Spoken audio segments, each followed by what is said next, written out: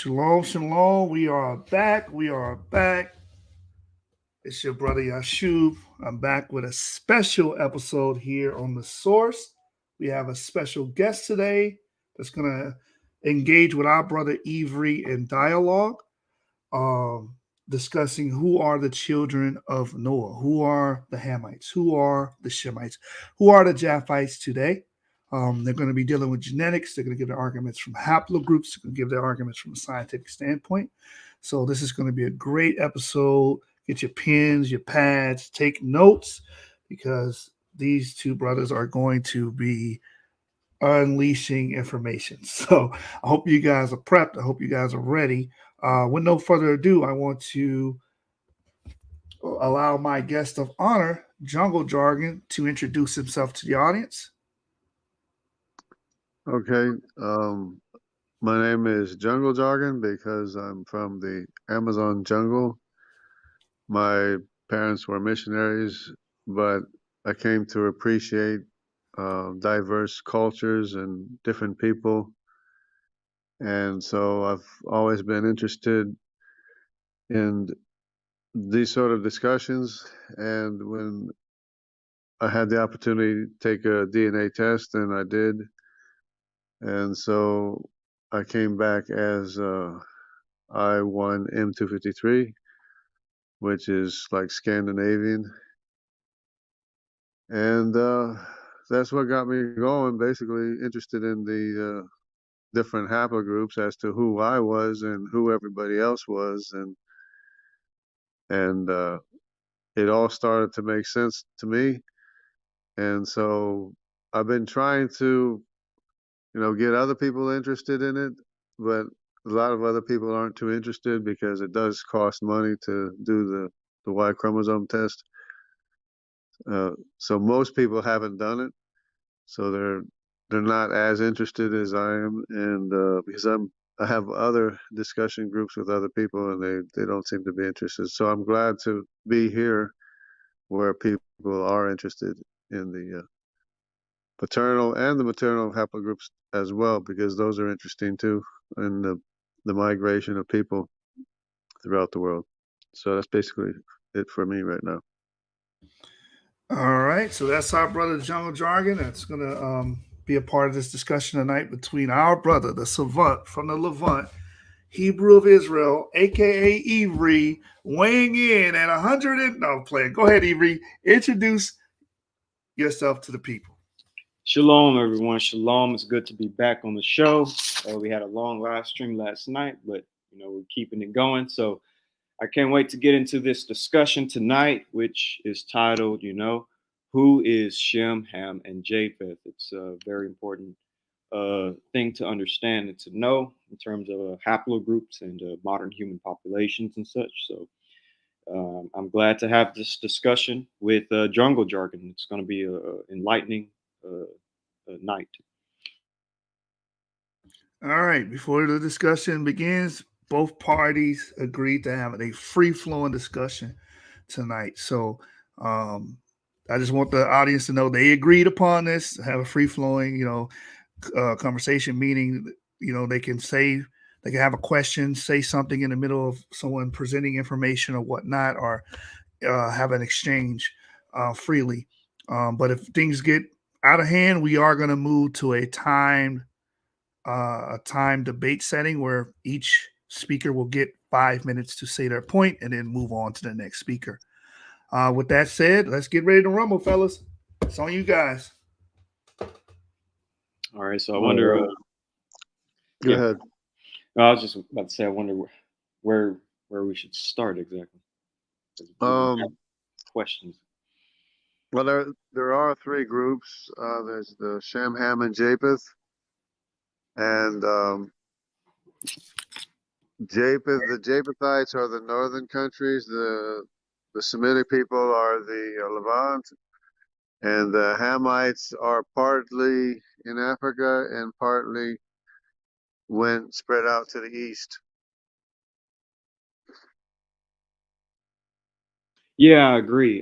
Japheth would represent nations in Eurasia, north of countries such as Syria, Iraq, the Levant, Arabia, places like that. Hamites, of course, will be in Africa, and so yeah, that's basically kind of where everything is at. Shem being, of course, like I said, in the Middle East. Ham, Africa, Japheth, north of everybody else. So, so would you agree that the C and the D are Hamitic then? I would say haplogroup D, E, and our model. I guess I'll just speak from my perspective. In my model, D, E would be Shem. D, I of see. course, going into the east, and E being spread throughout the Middle East, Africa, and the Mediterranean. But you realize that that would make a large part of Africa, which would be basically in the area of Mitzrayim and Put and Kush, that would make them Semitic, right? Yes, and I can actually go into that a little bit. I can actually see why Semites would be in Africa. After all, when it comes to Semites, they are Afro-Asiatic people, and I believe Afro-Asiatic, basically Hermeto-Semitic. There was ancient admixture between Hamites and Shemites, so it makes sense to see Semites within Africa. And there are various references that speak of Semitic groups being within Africa. For instance, you have Joktan. Many of the names in Joktan matches the names of Ham. Joktan has a Havilah, Ham has a Havilah. Yeah. Joktan has a Sheba, Ham has a Sheba. I feel like that shows overlap between two peoples. There's even a story from Flavius Josephus who says that some of Abraham's descendants, Ephra and the Midianites, were in northern Africa. I can bring out these sources as well if you like, but Well, yeah, I agree that there are a lot of Semitic population, including Arabic and Judaic, in Northern Africa and in East Africa as well. I would agree with that. right, right. But I would say that they are designated as J1 and J2, and mostly maybe some I1, I2. I don't know. Right, okay. So the reason why I have a problem with haplogroup J being Semitic is because when it comes to various archaeologists, they actually believe, well, not believe, they actually state that haplogroup E is actually Semitic and haplogroup J is actually non-Semitic. I can actually bring out a source really quick. I'm going to read because I feel like it's very powerful information that we should kind of know Yeah. about. Give me a few seconds here.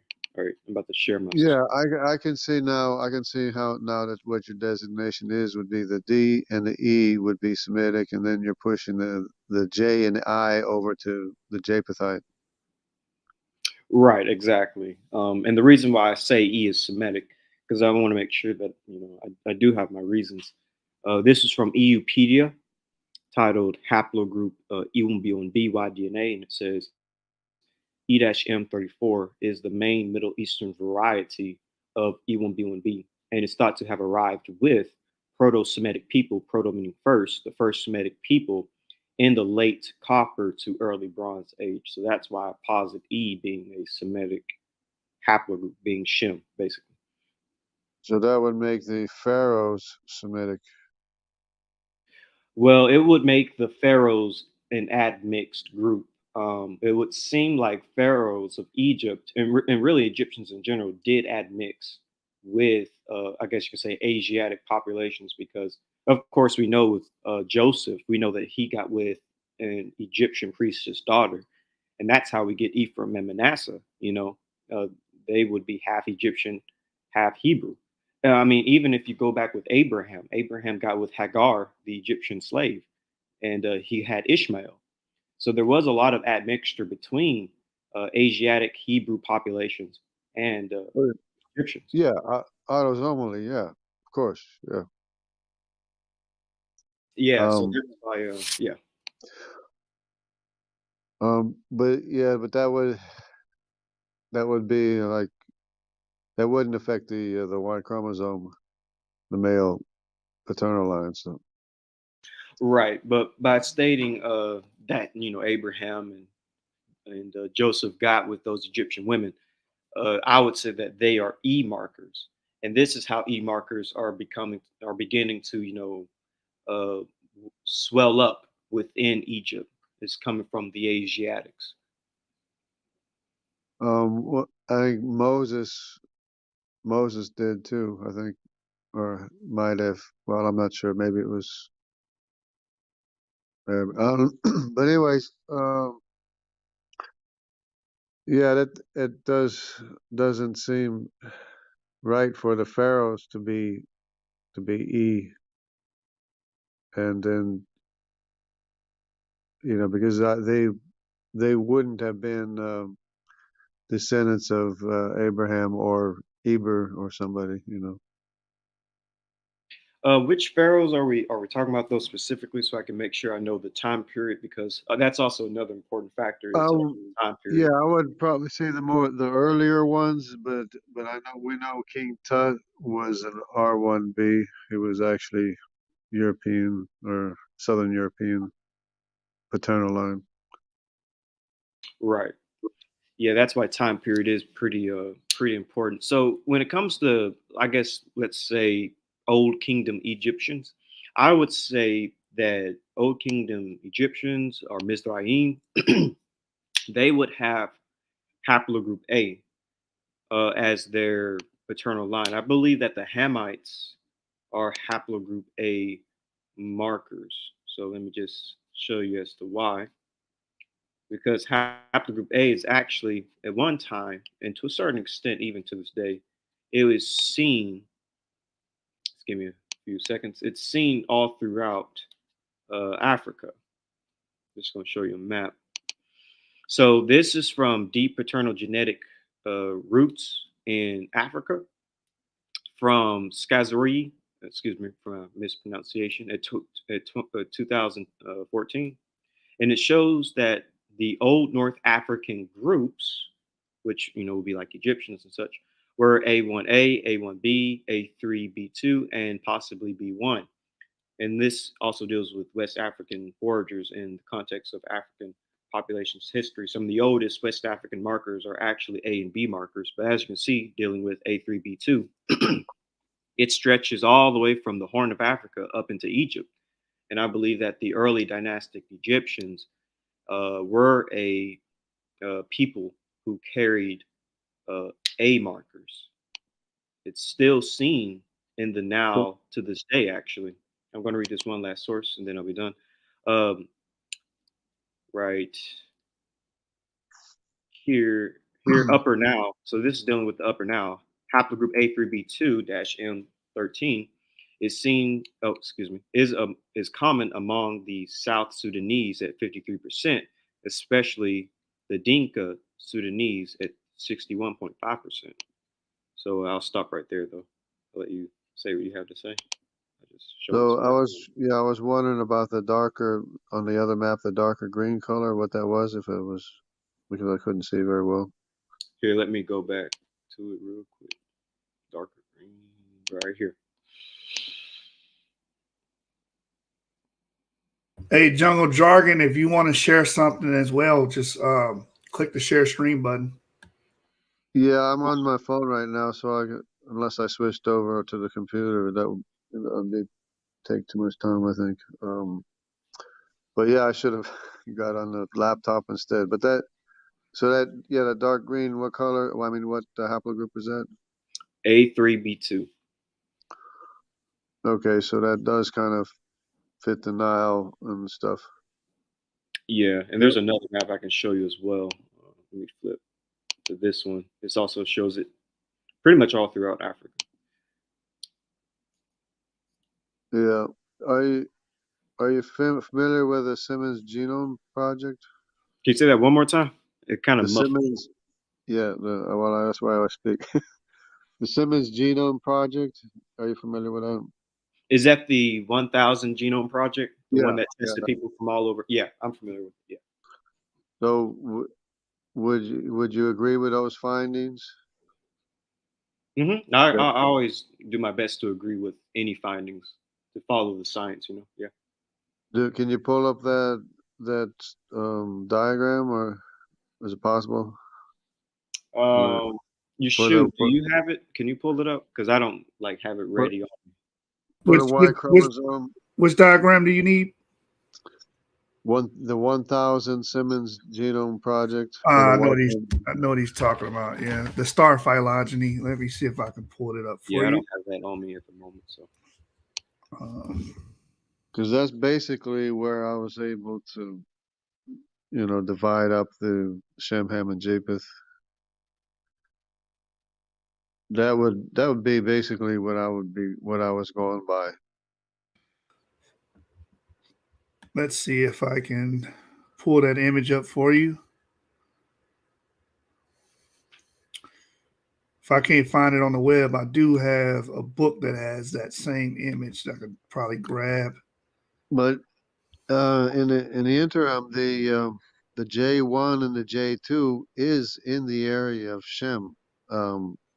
So it's it's kind of hard to say they're not from the Eber or Arpachshad or Faxid if they're in Saudi Arabia and Levant and then all they spread north all the way up north. They went up to Turkey and Iran and Italy and places.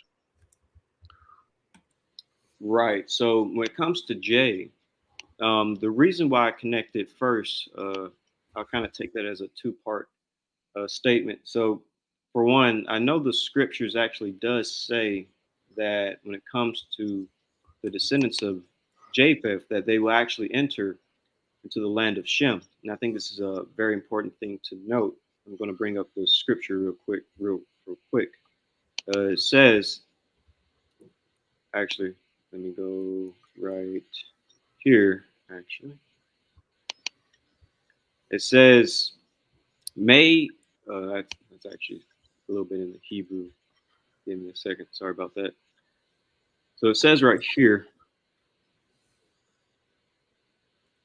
should have this already ready. I have it in so many different spots. I'm trying to find the right one. But basically, the scripture that I'm about to pull up says that Japheth shall enlargeth and dwell in the tents of Shem. Japheth will enlargeth and dwell in tents of Shem. I'm just going to go back here. And the reason why that's important I have that is image because, for him whenever he's ready. okay. The reason why Whenever, I my bad. I'm just saying whenever he's ready. I don't know where you guys are at on this Yeah, conversation. go ahead and finish the statement there. You got. Yeah, so when it comes to Haplogroup Mhm. J, I would say that it belongs to Japheth, and it makes sense for it to be in the Middle East because there is scripture that says Japheth will enlargeth and dwell in the tents of Shem. And really, one of the only haplogroups we see in great abundance in the Middle East is J. And J does have a northern origin, migrating from the north into the Middle East, which does fit with the notion of Japheth coming from this part of the world, where it's typically Japheth, and J markers coming down into the Middle East. But we can go to your source. Well, yeah, they came from the Levant. I mean, the Mesopotamian area, pretty much, or the Assyrian, because the Assyrians would have designated the Assyrians as the haplogroup G, and the Arameans as F, and the Elamites as H, and they're all in the Middle East or the Levant area. So, who Or exactly designates they Assyria were as G and Elam as H? me, And well, you exert me, that. Okay, I just want me. to make sure. No, but Okay, no. There are people called the Elamo-Dravidians, and the Dravidians do have the Y chromosome. and as well as the gypsies in Europe. But so that's how I was able to designate them as being the Elamite Y chromosome. Okay, but what about Assyria being G and Elam being F, you said? Yeah, Aram. The other ones would be Aram, Lud, and Asher. And Right. Asher would be the Assyrians, which to me, I just always designated it as G, and it seemed to fit, and I never had to change it. And then the Arameans would be F, but there's actually two Fs on the Simmons Genome Project, Y chromosome thing. There's a F1, there's an F and an F2, and they're totally separate from each other. So I have F, for the time being, I have F as being Aram and F2 as Lud, the Lydians. Right. And I just want to make sure this is your assertion that Lud is F and Asher is G. This isn't like something that, It's my designation okay, just make, until shown otherwise, until all right. until I see otherwise.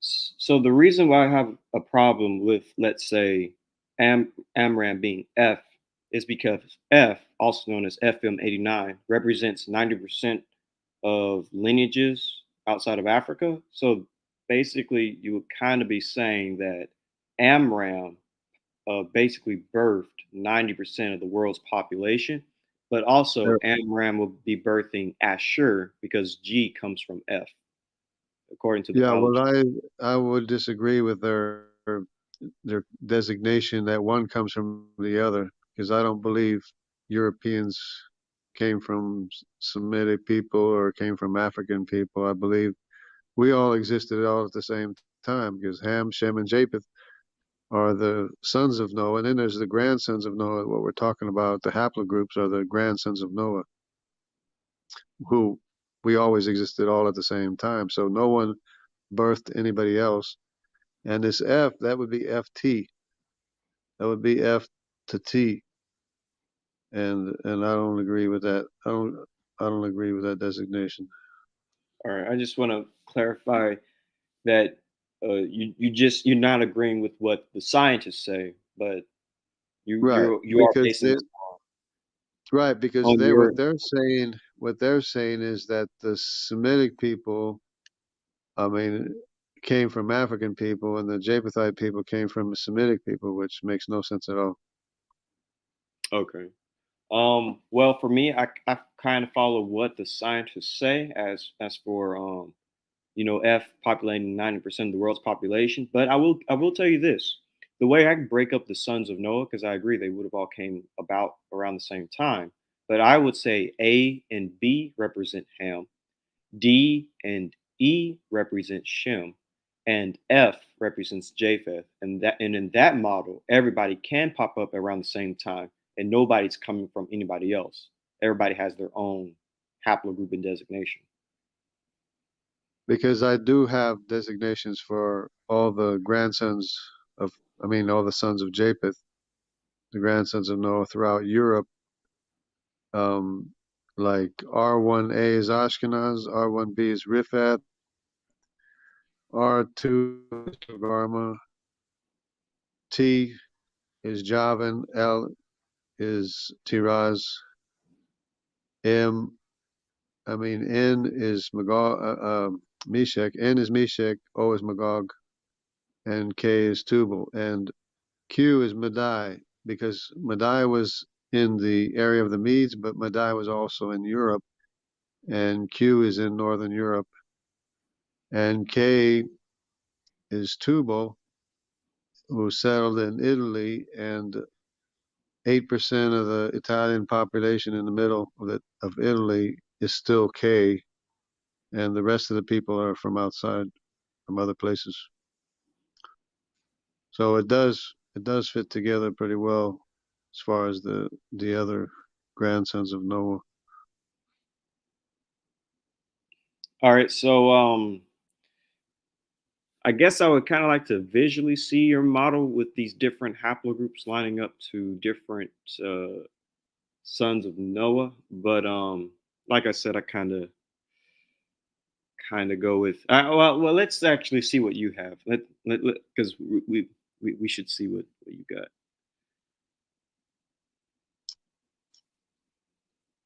That's what he requested. It's on the stream. Right, right. That's it. Yeah. So you can see on the nodes there, the A through E is pretty much on its own. So that's why I designated A through E as being Hamitic, and plus the C, it would be Nimrod. Nimrod is the son of Cush, and Cush, of course, is the son of Ham. And then I don't know if you can see there, there's an F and then there's an F2 there, completely separate from each other. And then the J and the I's are on the same tree. And then you have all the Japhethites, the R1A, the R1B, the R2, the Q, the K, and then the T and the L, and the N and the O's. So the N is Meshach, the O is Magog, the L and the T are the Greek people, the K, the M and the S would be Tubal, and that's all. That's the 7 sons of Japheth right there. I mean, 7 sons. Yeah, 7 sons of Japheth. All right. So basically, just want to clarify: haplogroup A, B, E, including E1B1A and E1B1B, C and D are all Ham. I want to clarify. Yeah, yeah, they're all on one tree. Okay. Where would you say Ham populated? I'd like to know that. First they were, when they were building the Tower of Babel, they were in Mesopotamia. They were in the area of the Ur of the Chaldees, which that's where the Tower of Babel was. But then when in the days of Peleg, which I believe the continents broke apart, everybody isolated into family groups and started speaking their own languages, and that's when they separated. That's when some of the, at least half the sons of Ham moved to Africa, All which right. would be Put, Mitzrayim, and Cush went All to right. Africa. And Canaan, of course, we know where Canaan is in the Levant. All right. So the sons of Ham went to Africa, correct? I just want to. Yeah. Okay. Which haplogroups represents the 4 sons of Ham? I'd like to know that. I don't have it in front of me right now unless I open my computer. I'll just tell you when I get to it. Let me see. But there are the North Africans would be Put. Mitzrayim would be I think M78 or something. Hold on a second.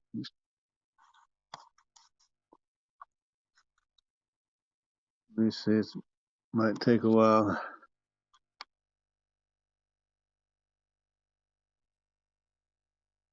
All right, so we can't have any dead air here. Oh yeah. No dead air.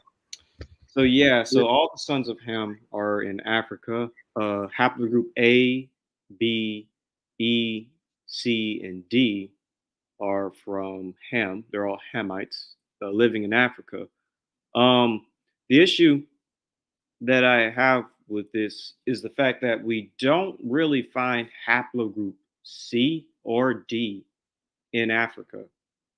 Haplogroup Right. C and D are outside of Africa, but you said that the Hamites are in Africa, so I don't really see how that works. Yeah, because Nimrod was the king of Mesopotamia. He didn't go anywhere, nor his sons. He and his household, which is called the household of Nimrod, remained in Mesopotamia because he was king basically of the whole world when everybody spread out. So he remained in Mesopotamia. He was basically the king of Assyria and Mesopotamia, such like that. Do you know where haplogroup C is heavily populated today, though? Because it's among highest in Asian peoples like Mongolians, but also in Australian peoples. Yeah, and also in American people too. Right. American. So, and that makes sense too, because for one thing, the D is the Andamanese, the the Tibetans, and the Jomons, and the Ainus, and the northern Japanese. So that fits in pretty well because they would be descendants of Kush. And the C goes all the way into the Americas, and the Olmec statues have like almost like Polynesian features, and that would make sense because they would, since they're both C, the Polynesians are C, and the Central Americans at the time were C. That would make sense that they have the same common ancestor, Nimrod, to have the Okay. same kind of features. Okay. But you do know that the reason why I would kind of have issue with this model and science would as well, because when it comes to haplogroup CF, you know, F is the father of haplogroup C. CF is also the other name for the designation of 90% of the world's haplogroups. So CF being the father of C and F kind of makes it hard for C to be Ham. Like Um, that's CF is the father of C and F. But that's according to their worldview, is the out of Africa worldview, and I don't think we believe in the out of Africa worldview to to make that. So they're saying that all the other Europeans and everything came from Africans, and we don't believe that. We believe that the Africans are Hamitic, the the Semites are Semitic or from Shem, and the Japhethites are from Japheth. Well, it's not really that Europeans come from Africans, because European, you do know the genetic makeup of the Proto-Indo-Europeans, right? Proto-Indo-Europeans are genetically a makeup of Caucasus hunter-gatherers, Eastern European hunter-gatherers that mixed to create the Yamnaya culture, Proto-Indo-Europeans in modern-day Ukraine or north of the Caucasus. And then they spread all throughout Eurasia. And when they spread into Europe, they mixed with Paleo Europeans as well as Anatolian farmers. So modern day Europeans are like an amalgam of three different ancient human populations. Well, it's interesting as well that the early Europeans they said they were dark skinned, and I never really understood that until I realized that a lot of the people that they're digging up have the CY chromosome from Nimrod, which would make sense because the Assyrians went into Europe, and that would be the reason for the CY chromosome and the darker complexion of the Europeans early on. Well, Chatterman, that famous dark skinned man we found in Cheddar, yeah, the yeah, Cheddar Man, yeah. yeah. His haplogroup was I, right? He had haplogroup I and he was dark skinned. Well, yeah, that's possible. Well, it's possible because he's Mediterranean too, for that matter. But Okay. So when it comes to haplogroup DE, the reason why it really can't like be the brother, I guess you say, of A and B and C is because haplogroup D and E have a very, very specific gene, and it's called YAP. Haplogroups D and E are YAP positive, and only people with haplogroup D and E have this very specific YAP gene, this YAP positive gene, which means nobody else in the world, whether they're A marker or B marker or C marker, etc., can carry this gene. And this is why genetically it kind of makes it impossible for haplogroup D and E to be related, or should I say, to be the brother of A and B and C in this hermetic chart that you have. D and E have a very specific mutation. They can't really be related like that to those haplogroups that you said. YAP is very important. Well, Are you yeah, familiar with I'm YAP not. first I'm of all? not familiar. I'm not familiar with that. That what you're talking about. Okay. But like I said, I grouped them according to the Thousands Genome Project, which had the A through E on the same tree. Right. So I'm going to pull up the phylogenetic tree real quick because the Genome Project is still technically using the phylogenetic tree, but all it's doing is that it kind of made it into just another different way of looking at it. So I'm about to share my screen really quick here. Yeah, I think they call it an unanchored thing, unanchored tree or whatever they call it. Yeah. So here I'm going to try to make this bigger. Actually, give me a quick second. Give me just one quick second. I'm gonna blow up that image that I have. I need to copy and paste it from this website. Paste. And boom, there we go. All right, so here's the phylogenetic tree. This is just one example, but there are many others. So haplogroup A and B, as we can see, they're together. They represent a very common stock, I would say. And then you get to C, and then you get to DE. And as you can see with DE, here's D in purple, here's E in blue. DE has this gene, this very, very specific gene. And I advise that when you get the chance, you look into it. But this gene is called YAP. And this makes them pretty distinct among all other male human populations. This YAP gene pretty much makes them all only D and E related closely together. And anything that's outside of it, such as C, A, and B, as well as F on down, they can't be these peoples. Um, so that's why I would say if you were to make a new chart, I advise that make multiple models when it comes to the breakdown of the descendants of Shem, Ham, and Japheth, and try to have a separate model only for D and E because of this YAP gene. This gene is very important. Only D and E is YAP positive. Everybody else is YAP negative. So here is F. Now, what's interesting about F, and this is why I posit that F is the lineage of Japheth, is because all these haplogroups H, G, H, I, J, K, L, M, N, O, P, Q, R, all of these haplogroups come from F. They all share that father. So I would, say that it makes the most sense for F to represent Japheth, and this wouldn't mean that Europeans come from Africans. With F being the father of Japheth, this would still mean Europeans come from Eurasian peoples. With But DE being distinct, it will originate in the Middle East, and then with AB, it will come from African peoples.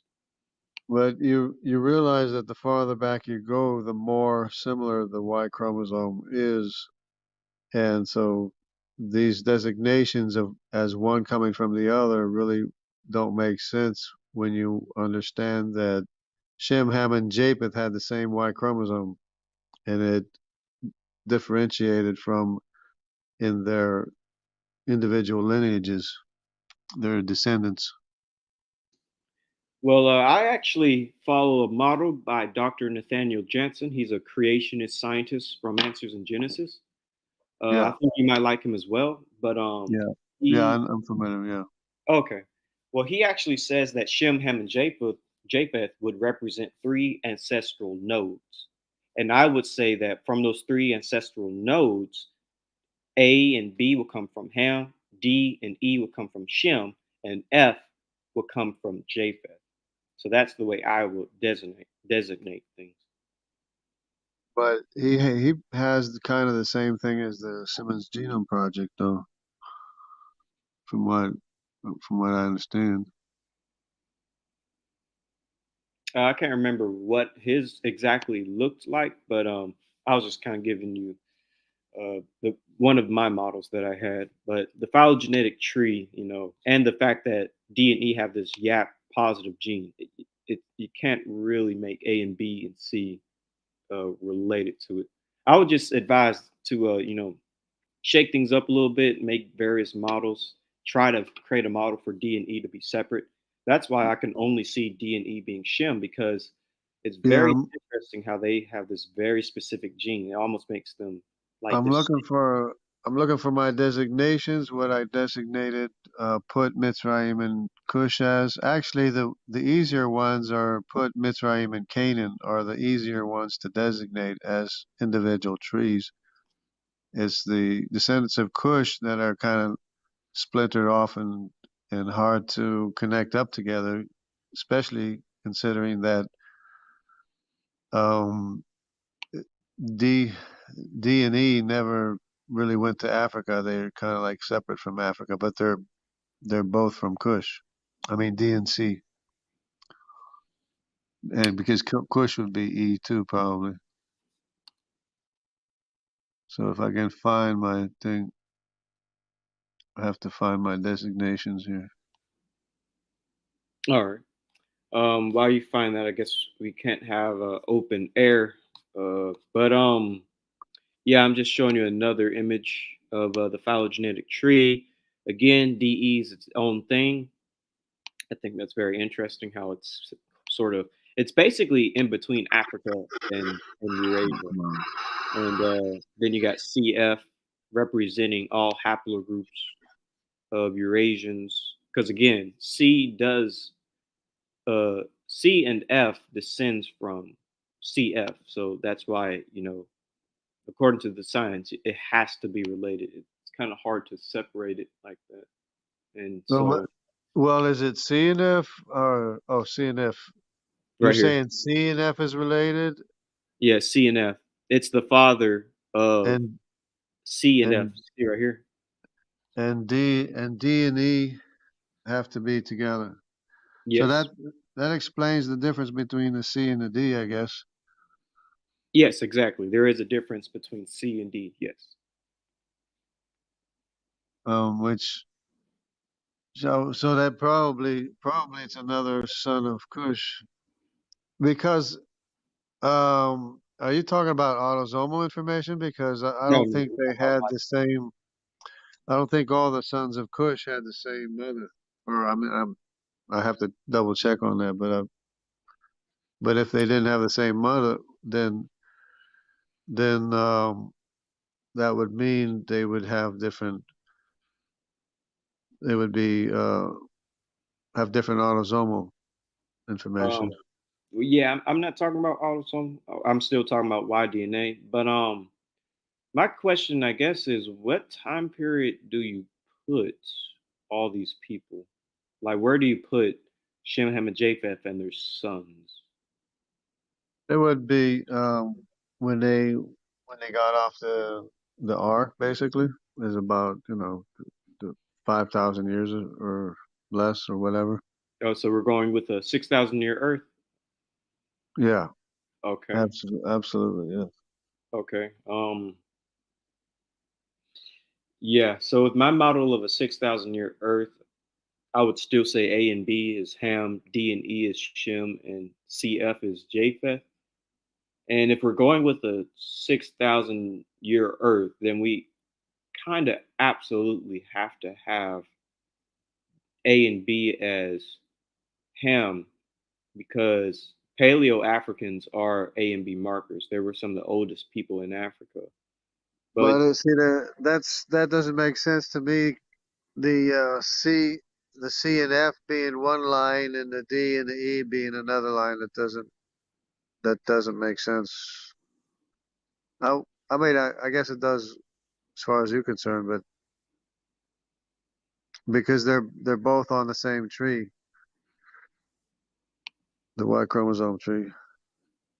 Right, because everything splits and mutates. Because I'm just following what the scientists say with the phylogenetic tree. Trying to find where I can find my comments here. Yeah, I think at least I understand more of what your position is and what you're looking at. Yeah, yeah, that was the main reason for this discussion. So people have more of a understanding of my position. Because I notice I'm getting new people watching my show, and some people are confused by what I'm saying. So it's good to get some clarity. Yeah, so I believe that C and the D were brothers, or yeah, apparently, probably from what the information you've given to me now, that they were probably brothers and not because the D wouldn't be a son of C. Yeah, D does not come from C, correct. And when I Right. say brothers, for me, I would say that brother would be the difference would be Shem and Japheth. Like I said, CF would be Japheth, DE would be Shem. And that's how I recognize them as brothers. Yeah, but I would think that well, the C and the D both came from E, but that Wait, you can repeat that one more time? I didn't quite hear that. the C and the D have E as their Kush as their father. Um, s- I didn't quite get that. So you're saying that E is the father of D Yeah. and C? So what I'm saying, the Andamanese with the DY chromosome, Uh-huh. their father is Kush, I believe, and the Australians with the C4, their father is Kush. Okay. And so now let's deal with Kush, I suppose. So when it comes to Kush, well, I guess I should touch on the first thing you said.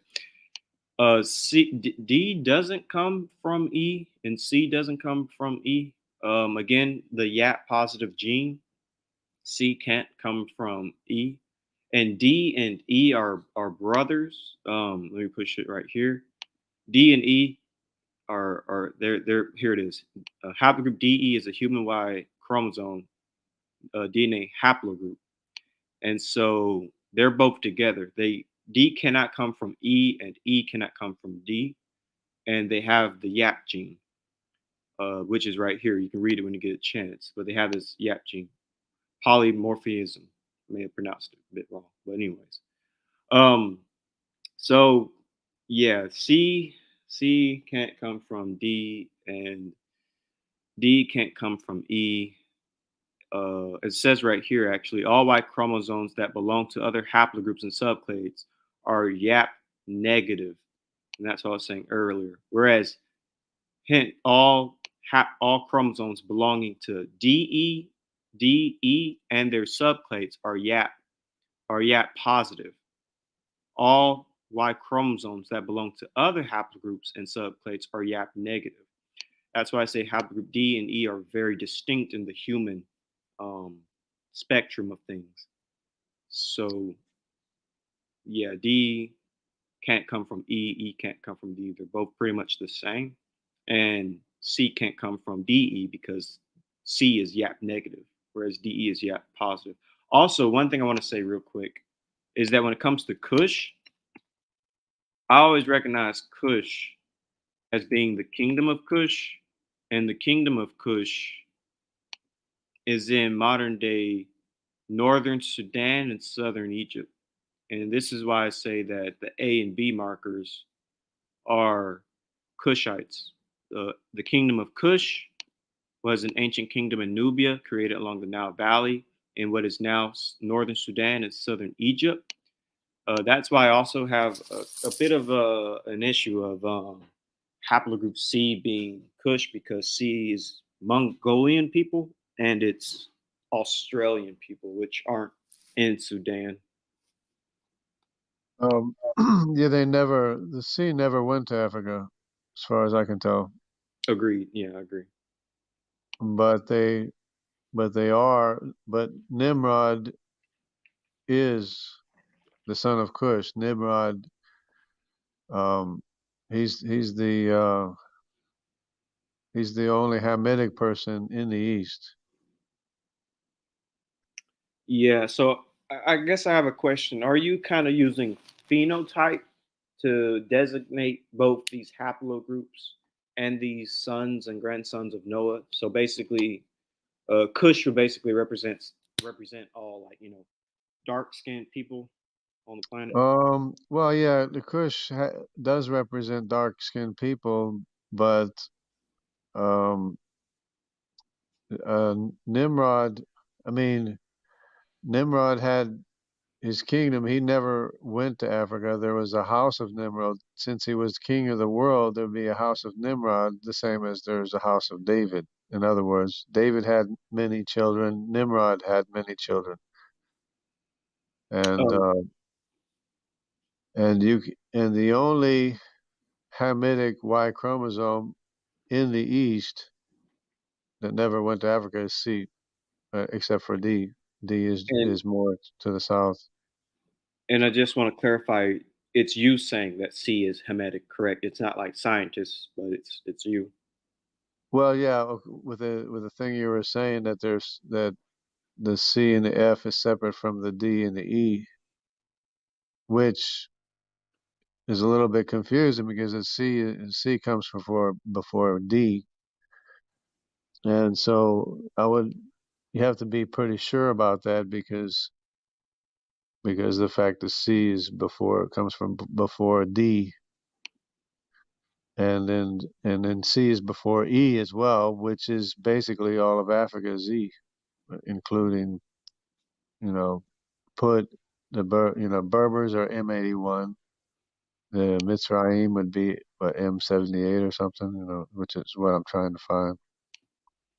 All right. So when it comes to, let me just show you this. When it comes to these haplogroups, the reason why I say C can't come from DE is because of this. Basically, consider this as I guess Noah or whatever.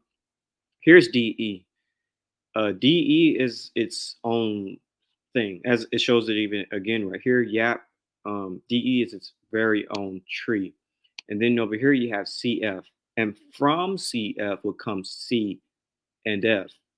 And again, this is why C cannot come from D, because DE and CF come from CT.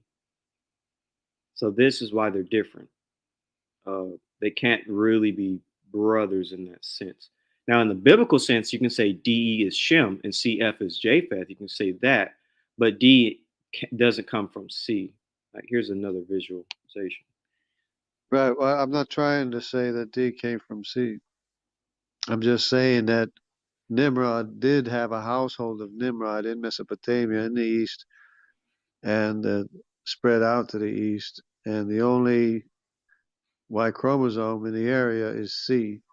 So that's why C would be Nimrod. And he is the son of Cush. Yes. So when it comes to haplogroup C, here's a pretty good map actually of haplogroup C. Let me back up a little bit.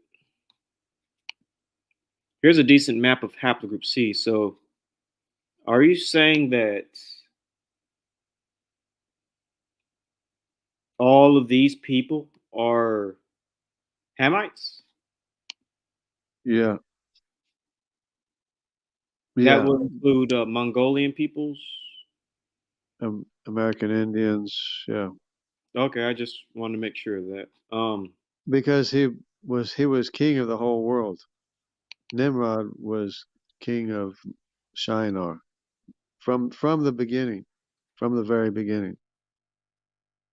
He was the great hunter in the Bible before the Lord, and he had many descendants early on. See, it have to be early on, and so that's why there's such a strong representation of Nimrod, is because he was the first king of the world, basically. All right. So if Nimrod, so Nimrod is a Cushite because Nimrod comes from Cush, right? Right. So if Nimrod is a Cushite, wouldn't that mean that Nimrod would have spoke a Cushitic language, correct?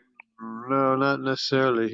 He since he remained in Mesopotamia, he would have spoken the Assyrian dialect because he was basically king of Assyria, So you do which know when it comes. confuses Oh yeah, with the Sumerian thing that's what confuses people about the Sumerians. They don't know what race the Sumerians were because of Nimrod being the king over a Semitic population. so you know. Sorry to interrupt. Sorry. No, it's all good.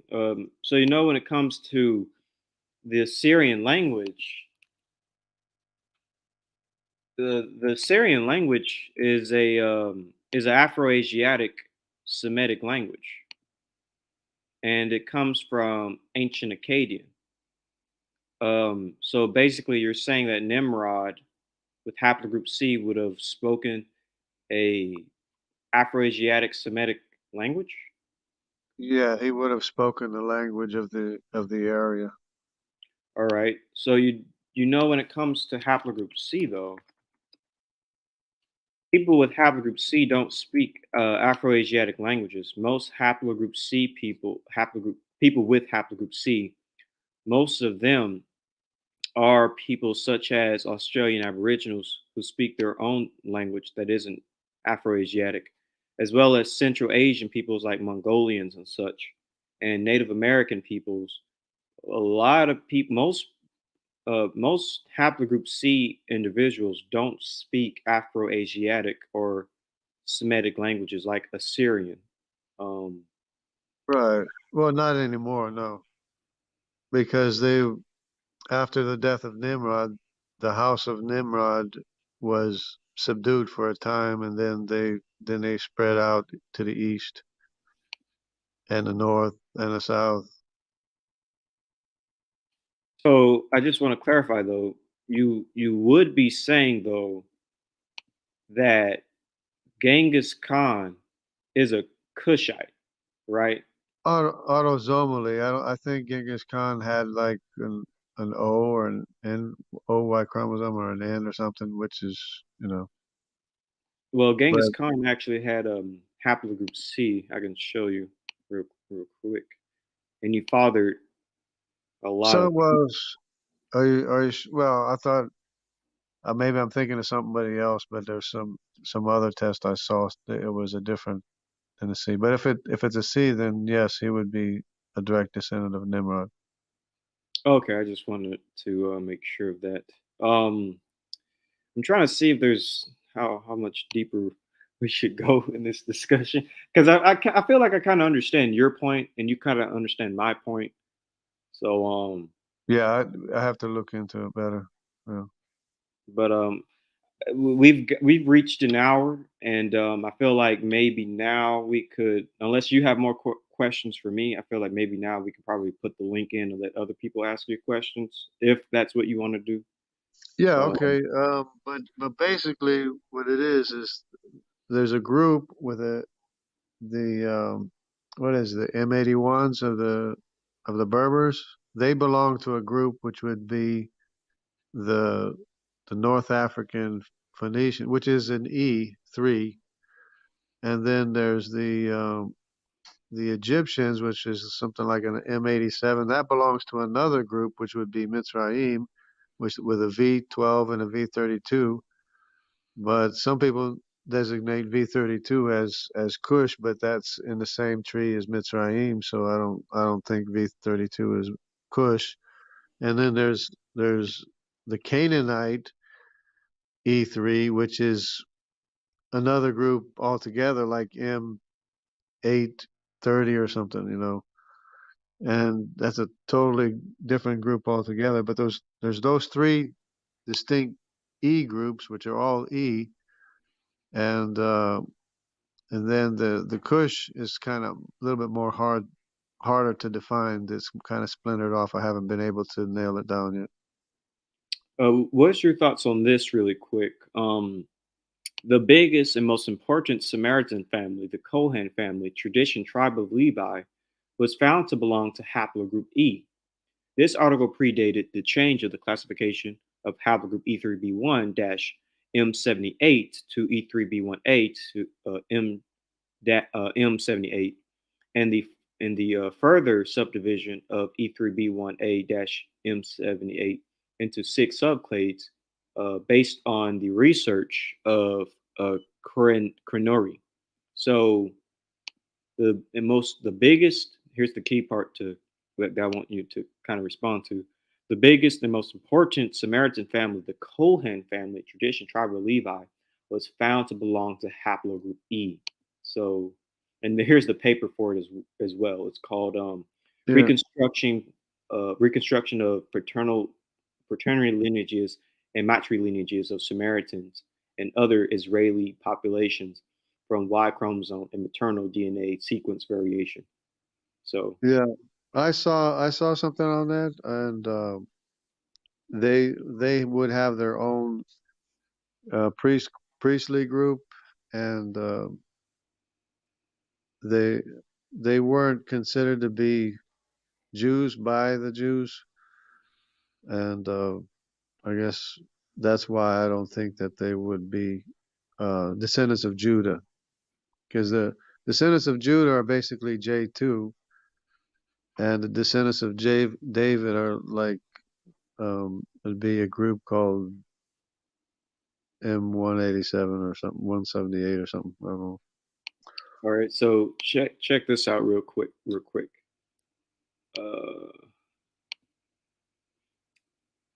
when it comes to Jewish populations, this is actually pretty interesting when it comes to their haplogroup. So scrolling down. Right here, here's the relevant portion. E-M215 and E-M35 are quite common among Afro-Asiatic speakers.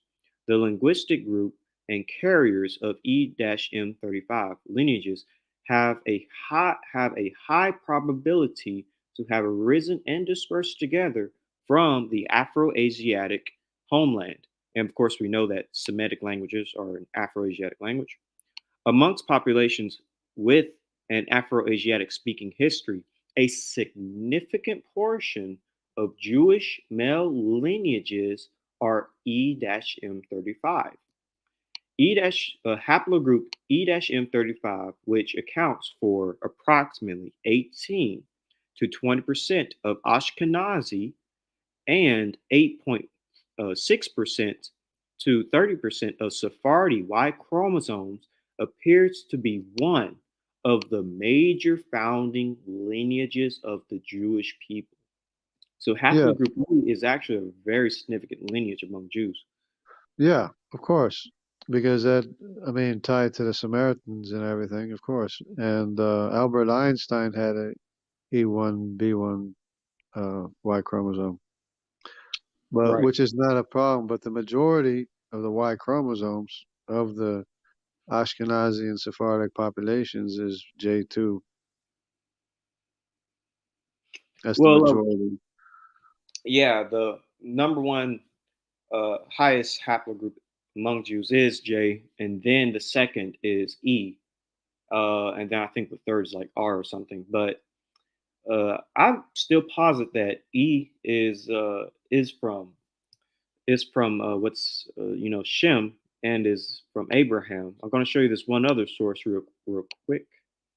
Give me a second here, but this next source is actually going to show just so there's no dead air. I'm just going to be rambling, but this next source actually is very important because it actually shows, excuse me, it shows Jewish people, well, really the specific family.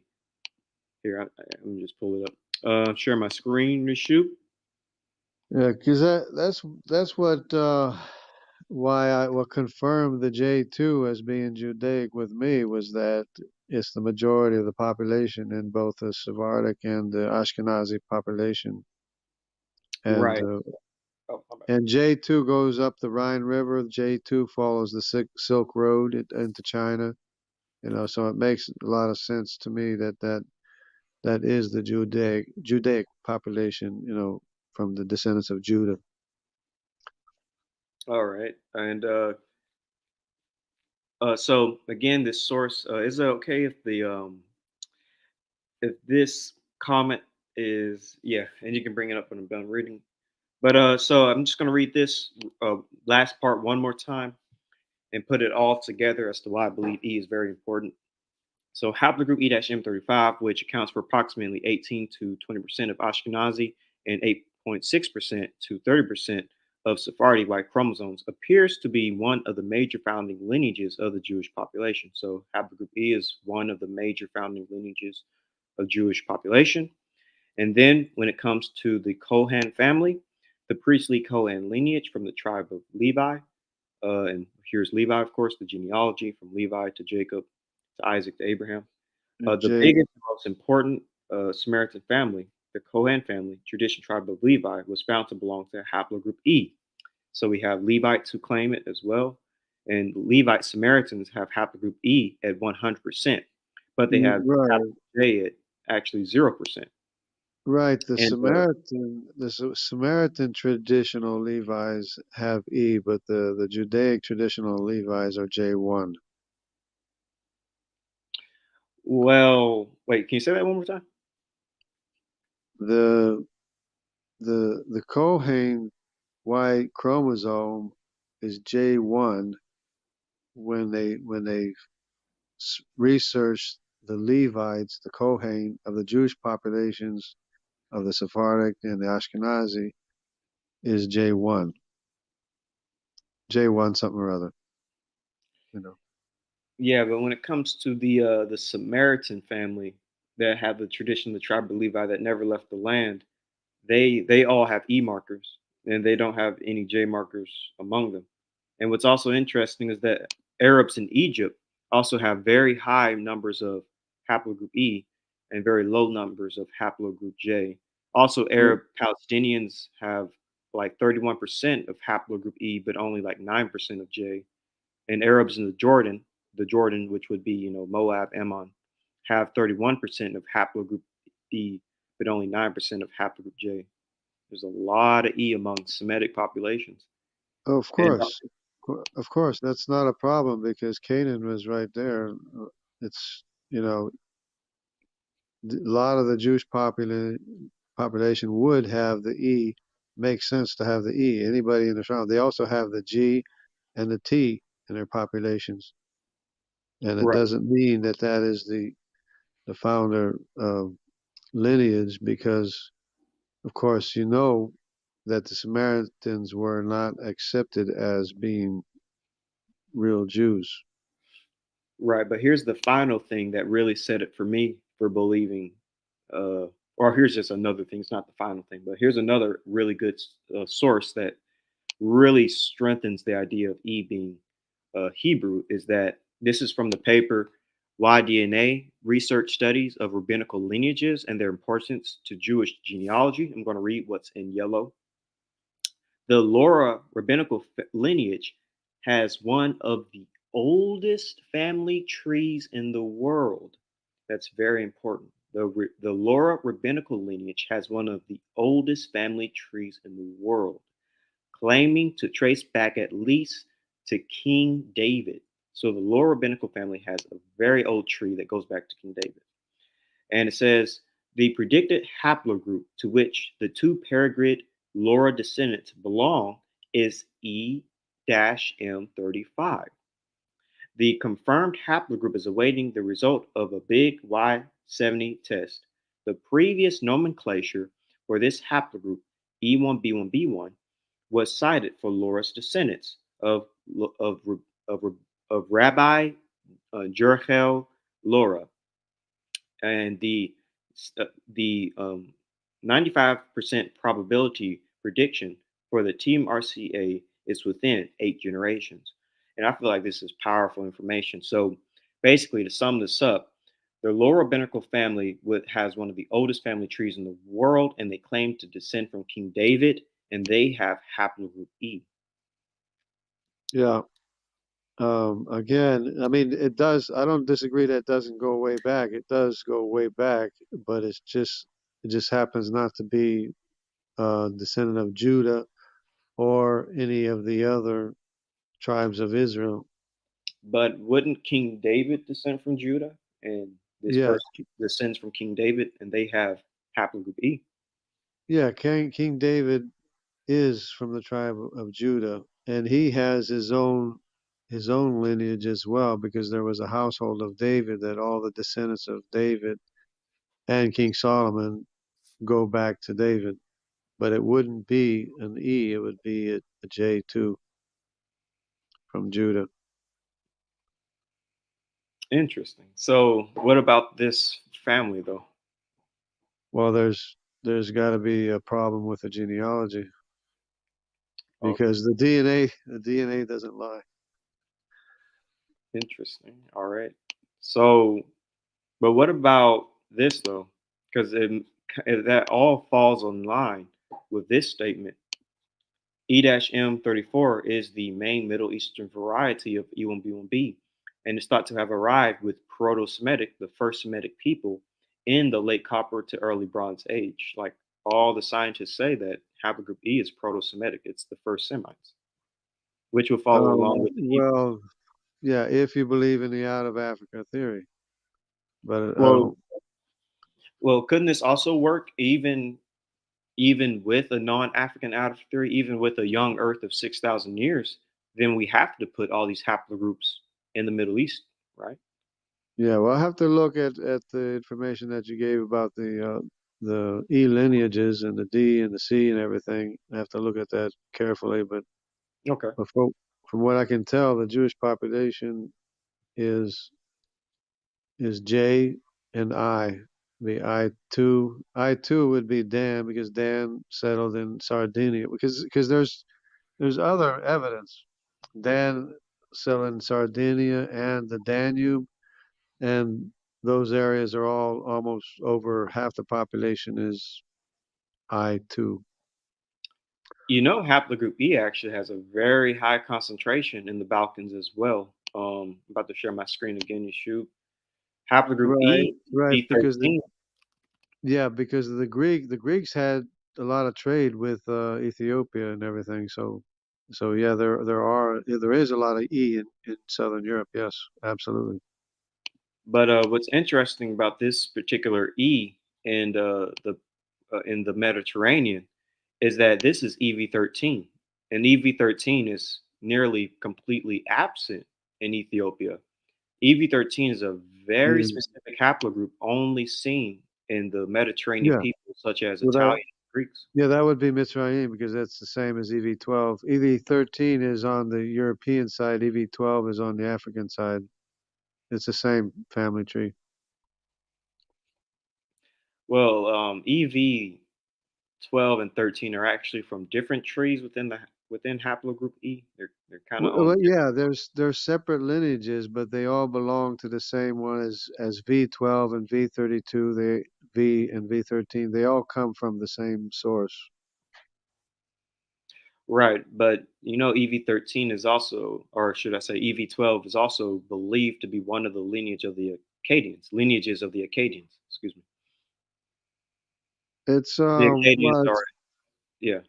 it's designated as an Egyptian population, but it belongs to a group uh, that is one of the three groups that I've identified as being Puts, Mitzrayim, and Canaan. Oh, you're saying that you have identified. Yeah, because they're each their own family tree. So M81 of the Berbers belongs to one tree. V12 of Mitzrayim belongs to or it's not just it's the Mitzrayim family tree. V12 is another tree, and the I don't know, ZA30 or whatever it is of Canaan is another separate tree. in Arabia and Europe as well, or Levant and Anatolia. All right. So what if I were to tell you this? Um, when it comes to North Africans, there's actually a very interesting. Well, first let me show you. All right. So are you? I'm pretty sure you're aware of the Moabites, correct? Of the scriptures, the Moabites. Yeah, they're descendants of Lot. Yes, Moab Moab. descended from Lot. Yes. Yeah. So what's interesting about them is that there's actually a North African people with a very similar name called Moabites. Are you familiar with the Moabites? No, but they could be some kind of relationship. Right. I agree with that. Here is the Moabite people. Again, this isn't Moabite, but this is Mozabite. But the Moabites actually do claim, and various Jewish people and Arabians actually do believe that they descend from Moab. The Moabites are a a Berber ethnic group that inhabit Moaz. I'm not saying Moab. I'm saying Moaz. So even the name is very similar. Yeah. Natural region in northern Sahara in Algeria. Now, guess what haplogroup that these Moabites have who claim to descend from Moab? What haplogroup do they have at the highest percentage? Guess. Is it E or is Um, it J? it's probably E, but you have to understand that it's not always the highest percentage group in the area of that is the original population. Like I gave the example of Italy, it's only 8% K, which would be Tubal, and everybody else is from the outside. But it would have to be. I mean, if there are anybody left, because sometimes the Y chromosome, the original Y chromosome, which would be from Israel, wouldn't wouldn't have survived. I mean, there are cases of that because there was one group that went to the Philippines. The Y chromosome didn't survive, but the Middle Eastern Semitic maternal haplogroup is throughout Southern Asia, all the way even to America. Right. Okay. So two things, but first, yes, haplogroup E is seen highest among the Moabites, or Moabites haplogroup. It says Moabite people are characterized by a very high level of North African haplogroups, E-M81 at 86%, and it shows it down here in the chart. So yeah, these Moabite people have a very high percentage of E. Again, this is why I would say that But the Israelites would have had E, and that that's a other specific that's a specific E family tree. M81 belongs to a specific E3 tree, and there's three of the E3 trees, which is Put, Mitzrayim, and Canaan. right. But I'm talking about from my model and going off what their oral history says that E being that these Moabite peoples who descend from Moab have a very high percentage of E. of of E, right? Yes. Yeah, and specifically E M81, right? Yes. Yeah, which is the Berber family tree, which is bigger than the M81. It's a bigger tree, but it's separate from the V12 of Egypt and the Z830 of Canaan. There's three separate trees. Agreed. Yeah. There's various different branches within haplogroup E as a whole. Yeah, I agree with that.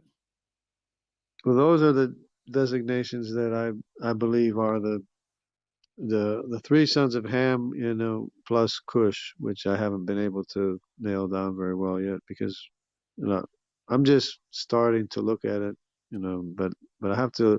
What you said, what you pointed out is interesting. I need to look at that a little bit more between the C and the D. Yeah. Yeah, no problem, man. But from what I hear, you are making most of the sons of Ham E. I think you said Mizraim is E, Punt is E, and Canaan is E. Do I have that correct? Yeah, Um, yeah. Canaan is E, Mitzrayim is E, and the Berber tree is E. all They're all right. E3. They're all E3s. I don't know about Cush. I'm not sure if Cush is E3 as well, but it could be maybe E3, E2 or something. I don't know. Okay. So if Mizraim, Canaan, and Punt are all E markers, then how is A and B, C and D also from Ham? How are all them Hamites as well? If Well, most of because them is E. it's the same tree, but when they started testing DNA, they started out in West Africa basically, and they gave the longest with genetic distances. They they designated the people with the greatest genetic distance, or they call it diversity sometimes, which is basically the more mutations in the lineage is genetic distance. So they named the longest one A, and then they found somebody else. They named it A0. Then they found somebody else and named it A00. And I think they even went as far as A000 three times zero.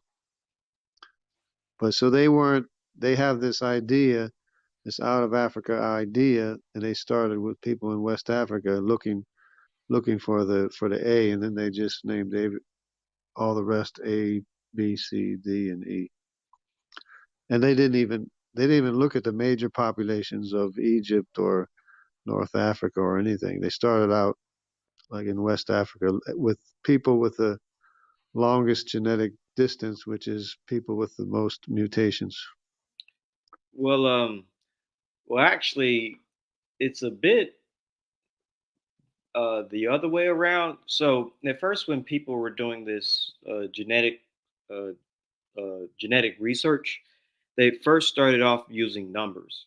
All these haplogroups start off with numbers. For instance, you had E group, you had group 3, group 7, stuff like that. That's what the original haplogroups were until they started giving them letters. And really, the most, the continent with the biggest genetic research at the moment is actually Europe and Eurasia. Scientists typically have tested more European populations than they have African populations, and there's various papers on the fact that people actually need to start testing more sub-Saharan African populations because it's actually the least searched place so far on the planet. So Yeah, that could be true, um, because the Europeans. But you might agree with me that everybody's lineage is basically the same age. It might not be the same genetic distance, but it's basically the same exact same age because we all came from Adam, Noah, and Shem, Ham, and Japheth. So it can't be any older. My lineage can't be older than yours. Yours can't be older than mine. You would agree, right? yeah, I agree with that. I go with Dr. Nathaniel's model. 3 ancestral nodes. Everybody came around the same time. Yeah. But with this genetic distance chart, uh, not Nathaniel Jensen's, Nathaniel Jensen points out that genetic distance isn't age, but the way the secular world looks at it is that one lineage is older than another, but which doesn't make sense to me that the more mutations in the lineage doesn't mean it's older. It just means there's more maybe more generations or more genetic uh, mistakes or something, but it doesn't mean that the lineage is the oldest. There is no oldest lineage. It's just one of my pet peeves. There is no oldest lineage of mankind. It doesn't exist. I mean, because everybody's the same age. Yeah, yeah, I feel you. I understand that. But I guess now we've reached an hour, close to an Yeah, hour and 30 minutes. yeah. I'm comfortable. I'm good enough. You know. Oh yeah, yeah. If somebody wants to ask questions. Yeah, if anybody wants to jump on the link on the live, Maybe you can put the link in again, Shub, if you want. If anybody wants to join. The link is in there. But I also want to share with Jungle Jargon something about the star phylogeny from the Simmons Genome Diversity Project. If you read this correctly, what Avery showed you about C and F being brothers, if you look at this star phylogeny, it shows you the same thing. So let me see if I can just get over here with my mouse and enlarge. So right here, you see F. This would be where C and F branches off. This branches off. So this is the father of F and C. It branches off here and becomes the different C lineages, the C variants. And it branches off here. It becomes all of the children of F and all the descendants of F. So the F1 lineage, F2 lineage, the G lineage, the HIJK. It becomes its own unique cluster here because this is the descendants of all FM89. But they share a common ancestor here. That's what this node is. This the node where the lines converge. That's the node where it branches off. It branches off as C and F. So they are, even in this pictograph you have here, it shows you that C and F are directly related and they branch off as C and then the FM89 lineages. It looks to me like C is separate, but like I said, when you go back that far, it's really the same Y chromosome because Shem, Ham, and Japheth had the same Y chromosome. I agree with you. I agree that all humans go back to one male. I agree. And that's what this is actually ultimately showing. But what you have to pay attention to with star phylogeny is where the lines converge, right? So when you look at this, the lines converge in the middle, right?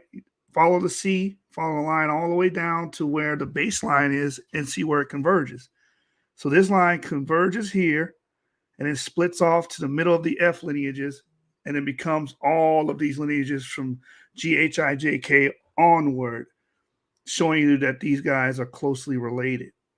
Same thing with the D and the E. The D and the E lineages converge on the tree together, showing you that they go back to a common ancestor known as DE, which is where they get their distinct YAP marker from. Yeah, but I'm seeing a gap between I'm seeing a gap between the Hamitic family tree and the Japhethite and the Semitic tree for some reason. I don't think like Avery said, there's not enough genetic testing or information on the Hamitic family tree to fill in the gap there. So I think there's a gap between, which is the Hamitic tree should connect there too as well, but there's a gap there. Well, the A and B lineage is going back and connecting with what we know as BT. So that's where those lines converge. They converge with BT, and then it goes back into the ancestral node that splits into everything else, which will be called CT. So you have to know the phylogenetic tree to understand what we're looking at here with the star phylogeny. But basically, where all of the lines converge, that's an ancestor. Yeah. So well, yeah, if you see where D and E converges, you see all the E lineages, right? If you trace those lines to where they converge, that's the ancestor for D and E. That's what a node is, right? So that's a node branching out to be D and E. Then if you follow this line here again, you see D, this will be D and E split into the D and E subclades. You follow this line here, you see C, you follow the line down, and then it splits into F. Yeah, so where they connect would be the same Y chromosome, and where each different D and C is a different descendant population. Right.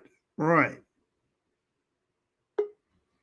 So, it's basically all going to connect at the same place to Noah. Which I agree. I agree. We all go back to a common male ancestor, and I believe that's Noah. Right. But all those, divisions of CT and FT and all that. Those are secular ideas or worldviews with the out of Africa, meaning that everybody else is descended from Africans. I That's understand that, but what I'm just addressing is the phylogeny itself and the tree itself. I'm not talking about whether or not if it's talking about out of Africa. The tree is just showing human relateness and genetic relateness and what populations cluster with each other or who are more related with each other. So I am more related to an Ainu, a man in Japan that come from the Ainu because they have haplogroup D. There's someone that's Haplogroup G. yeah, a Georgian, like a Georgian. Yeah, a Georgian most likely is not going to be related to me. I will cluster closer to an Ainu on my paternal clade. Yeah, in the paternal line. In the yes. paternal line, yeah. Mm-hmm. Because there's all kinds of autosomal mixing going on. But if you're talking about just specifically the paternal line passed down from father to son. Right. So that's basically what we're looking at when we're looking at phylogeny. We're looking at what groups share the common patriline on the Y DNA side, and we're looking at what group is sharing the common mitochondrial DNA on the matriline. Right. Yeah. That's how we build out these trees. Yeah, those are the only trees that can go all the way back to the source, to the beginning. Mm-hmm. Basically, I mean, without error, without making mistakes. Right. We have our sister Sweeting on the panel. Welcome to the panel, sister. Well, actually, it's a brother. Oh, I thought you was a sister, man. Well, maybe that's why you were so kind to me, but otherwise, I'm a brother living here in Germany. No, it was another Somali sister from Europe. I thought that was you. I'm so sorry. I'm actually in Europe. Yes, I'm in Europe. I'm in Germany, but I'm a brother. Okay, all right. Change your I name. have a couple of questions for Mr. Jungle. Just 2.5 questions. Question number one, yes or no answer, please. Do you believe that the different tribes of Israel can have different haplogroups, such as J for Judah and I for Dan? Yes or no? Yes. All right. Then the next question, do you believe that the black skin and thick lips are a direct result of the curse of Noah? No. Yes or no? No. It was The reason you see me, the reason you see me asking these questions is because your explanations are leaning very heavily on the Babylonic Talmud. Do you get lots of guidance from there for your models? No, I'm not Jewish. I'm not Hasidic or anything like that. All right. I guess for the first question, I'll let my two brothers, Genesis 49er and the other brother that presented, explain to you that this is an impossibility. You cannot have different tribes having different haplogroups. In fact, even Ishmael will have the same haplogroup as the children of Israel. Brothers, please teach him. No, I agree. I exit. I agree. I agree that because the tribe of Aaron is J1, and that's normally an Arabic designation, but it's also Israel because Levi is descended from Israel. But he's saying like you can't have one man produce multiple haplogroups. For instance, so if you have a population like let's use you. Jungle Jargon has a child. Jungle Jargon's child is going to be J. I forget your haplogroup. That's just J. I. Yeah, will have haplogroup I. But then you have another I1. child. Your next Yeah. child is going to have haplogroup I. Then they have children. Their children are going to have haplogroup I. And they can only produce downstream markers from haplogroup I. So you can't have one man produce children that have different haplogroups. Does that Except make sense? you're forgetting something. The farther back you go, the more different designations are given, because obviously Ham had many haplogroups, Shem had many haplogroups, and Japheth had many haplogroups. Japheth Mhm. being the largest number because he had 7 sons, Shem had 5 sons, and Ham had 4 sons.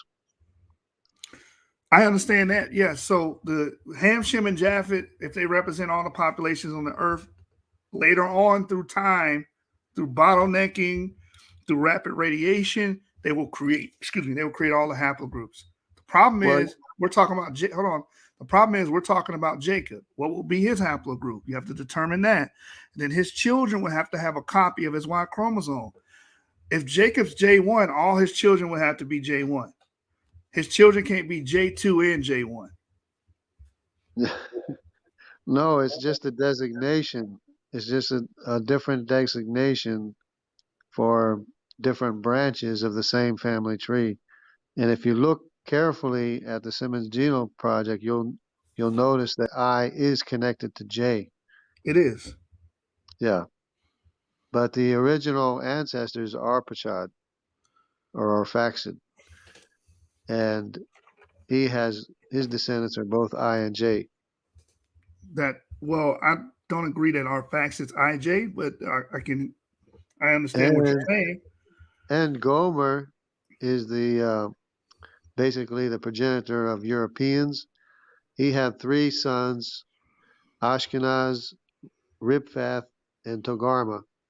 And those different designations are seen as R1A, R1B, and R2, his sons, which are Okay. different. Each one is a separate lineage. Each one is a separate family tree. You So said it always, R1A and R1B is Shem? Is that what you're saying? The no, no, Shemites? no. The Japheth had a son named Gomer. Gomer had 3 sons. One was Ashkenaz, one was Ribfath, and the other was Togarma. R1A is Ashkenaz, R1B is Ribfath, and R2 is Togarma. Okay. Here's the problem with that. The problem is R1A, R1B share a common male ancestor with IJ. You're saying IJ is Shem, but R1A and R1B are not. They will all have to be Shem because they all share a common male ancestor in But IJK, IJHK. Yeah. They will all have to be IJ, Shem. IJHK, but you're going way back to the origin, which is the same Y chromosome, instead of looking at the descendant populations, I think. Okay. So let me ask you this. What haplogroup are you striving to Shem? Which haplogroup are you attributing to Shem? Let's start there. Shem, Yes. Shem is F, G, H, I, and J. And Okay. of course, E is Elam, G is Assyria or Asher, and A is Aram, and of course there's Lud too, which is F2 would be Lud, because they're 2 separate trees. Is F and the F2 are 2 separate trees. It's just a label. That's all it is. It's just it's a name that they give to a specific line of, it really doesn't mean anything of itself. Like J doesn't mean Judah and I doesn't mean Israel. It's just a letter designation. Okay. So what I got from that is that you designate F F, as yeah, Shem. F through J. F, G, H, I, and J are from Shem, yeah. It would Okay. be Aram, Lud, Asher, Elam, and Arphaxad. All right. So and I'm trying to pull this document up here real quick so I can visually show you this. So that would mean R1A. You would have to say R1A and R1B would be Shem according to your model because they all share a common ancestor. No, because Japheth is K element OPQ S and T. Yeah, but where does K come from? HIJK. They all come from Noah. Shem, Ham, and Japheth came from Noah. Okay, let me show you visually so we can so I can give you a visual aid. But you're switching back and forth between the biblical model and the secular model is what you're doing, I think. No, I'm using because you're using haplogroups. Haplogroups show you what people are related to who on the paternal line if we're dealing with Y DNA, and they tell you if they have a common male ancestor. That's what it shows. So when I'm about to do linguistics, I see you. Give me a minute. Let me show him this real quick, and I'm gonna let you up. Right. The common ancestor of I and J in is Arpachshad, but that includes Hebrews, that includes Arabic, that Mhm. includes Moabites, and Edomites, and everything. Can you see my screen? Not very well. I can't read it because I got my glasses on. I got my lenses on. I can't see close. All right, so Go this is ahead. pretty much phylogenetic tree right here, broken down in this source. This is Ethno-Linguistic Prehistory by George L. von Thryme. And he pretty much breaks down the haplotree. So the paternal lineage F splits into subclades G and HIJK, right? So that means all of the markers that have HIJK and G descend from F. They descend from the same male ancestor, right? Or the same cluster of males that existed in times past. The paternal clade HIJK split into H and IJK, right? So IJK and H share a common male ancestor, IJK, which comes from haplogroup F. So Yeah, I paternal have a clade. question. I have a Hold on. question with that. Okay, let Go me ahead. finish Oh. because it's going to show that you either have to say all of them share the same. They all have to be Shem, or they all have to have the same common male ancestor. You can't parse it. That's what I'm trying to get at. So it says paternal clade IJK split into IJ and K. Y chromosome haplogroup IJ gave rise to I and J. The clade K split into K1, also known as LT. Clade LT split further into L. And then K2 gave rise to K2A, K2B, K2C, K2D, and K2E. So all of these lineages will go back to FM89. They all share a common male ancestor. There's no way to parse these. Well, Uh, that's what I was trying to explain before. The farther back you go, the more the Y chromosome is the same Y chromosome with no mutations, because Shem, Ham, and Japheth had the same Y chromosome from their father, and to be splitting up all those groups that far back to me is not, you can't determine that, but that's based on a worldview, an out of Africa worldview, where those designations are given, meaning that the Semitic people came from the African people, the Europeans came from the Semitic people, which is wrong. okay, I got you, but I'm just going off phylogeny here. Right, but that's what that phylogeny, those phylogeny trees, that's how they're based on the out of Africa idea.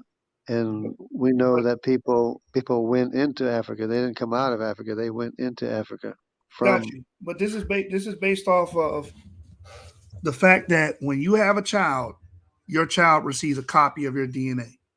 That's what this is based off of. And you can trace these mutations to see who's genetically similar and who Right, descends from a common ancestor. That's what a haplogroup means. A group of right, individuals that share a common ancestor. but it doesn't change in the first generation. There's only a change like between the first and second generations. In other words, I can go back 300 years to a common ancestor of mine, and I have cousins living today that have 2 mutations different from me, 1 and 2 mutations different from me. Or if you go back with the 111 segments, then it's like 5 mutations, 4 or 5. I got you. But what I'm saying is there's all of these lineages are related and they all go back to one male ancestor. So if you say Shem is F, then you have to include every single downstream marker, every descendant of F as Shem. You can't parse it. So as you can see, But K I'm from K. not.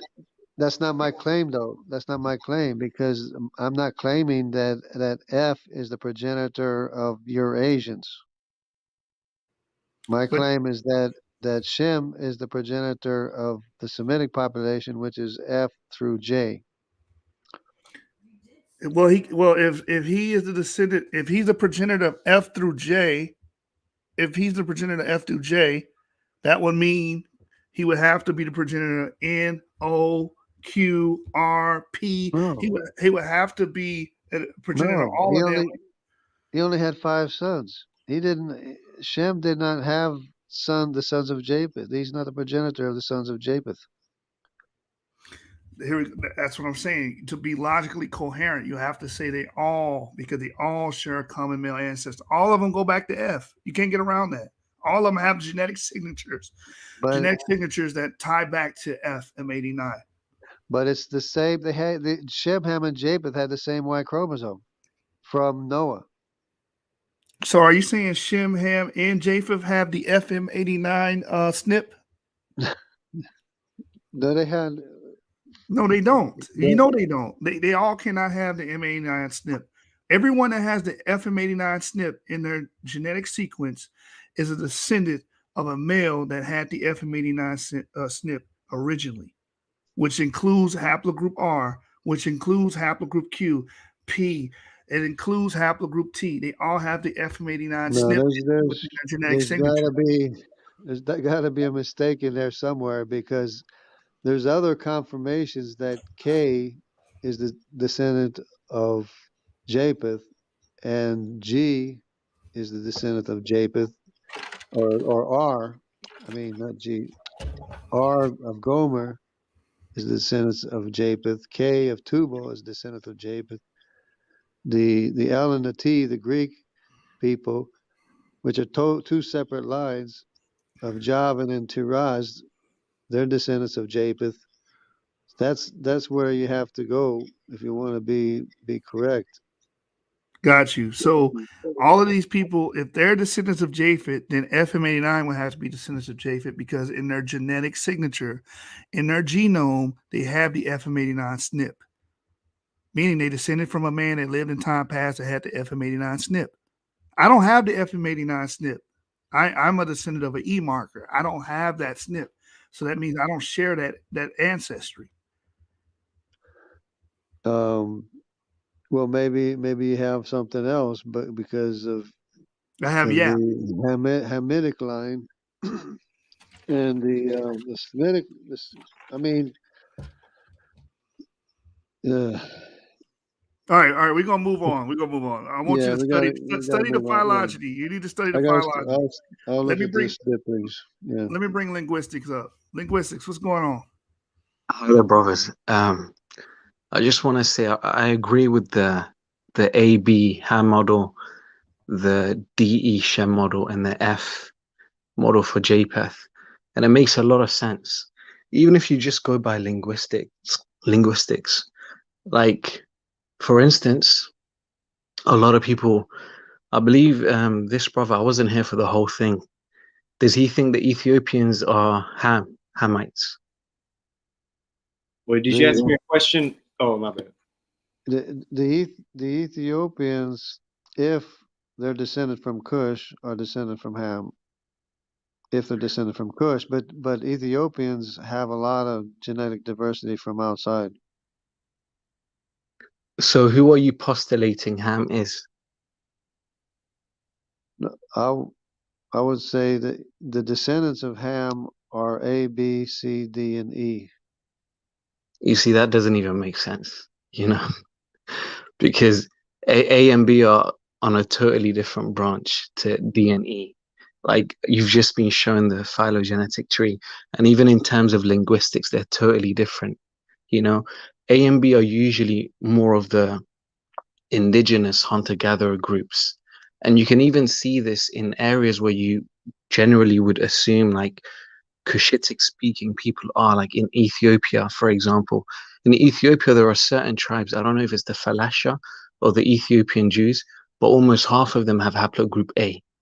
And the reason why haplogroup A is there in Ethiopia is because they were the original stock of people. In fact, haplogroup A wasn't just in Ethiopia, it was all the way up in the north, in Morocco, in Egypt. Haplogroup A was pushed downwards because migrants who were carrying haplogroups D and E came into Africa. And these D and E people, they're Shem. The A and B are the indigenous stock of Africa. That's why A and B is found in Nilotics. It's found in like the Hadza, the Sandawe. These people speak like click languages, which are like the oldest languages on earth.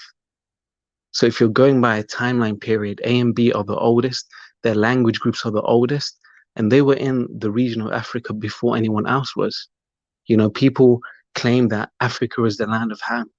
Well, if any group or any haplogroup could claim Africa to be indigenous, to be the homeland, would be A and B. So automatically, we've got to assign A and B as Ham. Well, yeah, I haven't said this earlier, but I totally disregard the languages, because the languages is not the paternal Y chromosome. The paternal Y chromosome is more accurate than the languages. But if you want to know who the Africans are, they would be Put, Mitzrayim, and Cush. And Canaan is in the Levant area, which there is an E3 tree in the Levant area. If you don't mind me interjecting really quick, but you said that you kind of disregard languages, but you know, people create the language, and of course, haplogroups are people, so that's why haplogroups and language is very good to use simultaneously, because people create languages and people are haplogroups. In short distances, yeah. For people groups, yeah, but not for tracing the Y chromosome haplogroup all the way through. See, the Y chromosome haplogroup is much more accurate than language groups and people. Okay, let me interject, brother. The reason why you're not using linguistics is because the linguistics don't favor you. And the reality is, I wanted to know what the truth. I wanted to know what the paternal ancestors are. I want to know. Okay, I'll get to the paternal, and I'll link it in with the linguistics, because I'll be honest, the truth, it's never hard to see the truth, you know? It's never hard to see the truth. If we get into the linguistic side of things, haplogroup J markers do not speak majority Semitic languages. And then you went on to say F is Shem. None of them, like I would say maybe 1%, at most 1 to 5% speak Semitic languages. But if you go to DE, specifically haplogroup E, they have the monopoly on the diversity of Afro-Asiatic languages, including Semitic languages. It's not just a case of location or anything like that. There's a genetic factor linked with linguistics, because you need a population that speaks that language moving and migrating in order to spread that language. And these people usually tend to have a specific marker. You don't think that the proximity of the Semitic people and the Hamitic people, such as Canaan and Israel, had anything to do with the language that they spoke? Because that all came from haplogroup E. They are the Semitic speakers. They spread Semitic languages. They have the monopoly on the diversity of Semitic and Afro-Asiatic languages. Let me put it this way: because they're the right oldest. Do you know where they found evidence of the oldest spoken Semitic languages? I'm concerned with the Y chromosome. I'm not concerned with the It's language. coming to the Y chromosome. Do you know where the oldest Semitic languages are spoken? And why are you ignoring linguistics? The Hebrew Bible, Aramaic, Hebrew, is that not the religion spoken by the Israelites? Because I don't How want to can you be, just I don't disregard the want to be language? deceived. I don't be confused or deceived by a language group. I'm not looking for language groups because I was raised in South America, and language groups have nothing to do with the paternal Y chromosome. It does, because in South America they mostly speak Spanish, and the majority of them have markers from Spain, from those conquistadors and those people that invaded. That's why they speak Spanish. So again, you can't disregard it. But the indigenous people of South America, they aren't originally from Spain. Yeah, the indigenous ones, they all have their own languages, but because of this cultural shift where Spanish is like the language of administration, they adopted Spanish. But the indigenous people all have their own languages. Right, They've just forgotten it. but Q and C is not native to Spain, though. The Y chromosome Q and C is not from Spain. We know that they went over there through the Bering Strait. They went north through like the Russia. I think it's Canada, when that piece of Right. water, that body of water was frozen. People develop their own languages. They form their own language isolates that are offshoots. Their language is completely unique to them because they were separated from the rest of humanity for, I believe, I don't know, 10 to 12,000 years, maybe even more. But you know that language changes very quickly. That we can hardly understand Old English, and over whatever how many generations it is, it's not even the same language anymore. You're right, the pronunciation changes, but the grammar, the structure is still very similar. That's why they were able to deconstruct the Egyptian language using other But languages, using other Afro-Asiatic but languages. it can't determine your paternal ancestry, though. It doesn't, but it helps solve the mystery. Well, If you're relying purely on paternal ancestry, you realize you just can't go on paternal ancestry because there are such thing as geographic isolation. There's such thing as migration. There's such thing as a bottleneck effect. You just said that you believe haplogroup it J doesn't is. affect. Let me finish, brother. You said that you believe haplogroup J is the bloodline of Shem because and the Israelites because it has the highest frequency. You realize frequency does not equal origin. It does say a lot that the Ashkenazi and the Sephardic, both Sephardic and Ashkenazi populations, which were Judaic, do have the J2Y chromosome as the largest percentage. That does They also speak a have lot. E. They have a large Exactly. amount of E. Thank you very much, brother. I'll get into that. In fact, E is the most common haplogroup amongst all Jewish populations, and it's either in the But first position, the second position, or the third position. J isn't even found in all Jewish populations, whereas no, E is found in every single one. the E is to be expected because of their proximity to Egypt and Canaan. It should be expected. They also have the G and the T. Okay, then where is the A? Where is the A and the B? Because the A and B is basically Egypt, and Egypt's proximity is right next to Israel. So why aren't these Jews all carrying A and B? Because the A and the B is more farther removed. Nope, the A and the B was always further north. Nah, but it's not in association with the Jewish people. I mean, if you go to North Africa, maybe there's B in the populations, but Let me get back to the point with regards to, and this is going to lock in the DNA. The oldest evidence of Semitic speaking languages and inscriptions was found in Ebla, Syria, where they spoke either some sort of Akkadian language. I think is it Ebla Light? I can't really pronounce the word. Yeah, but, Ebelite and Kishite and perfect. Yeah. Okay, and the haplogroup that they found there, like the oldest one, is haplogroup E. And everywhere you go along the regions where Semitic languages are spoken, you'll always find E markers, specifically E1B, 1B. You can never find a region where they speak Semitic languages that E is not present.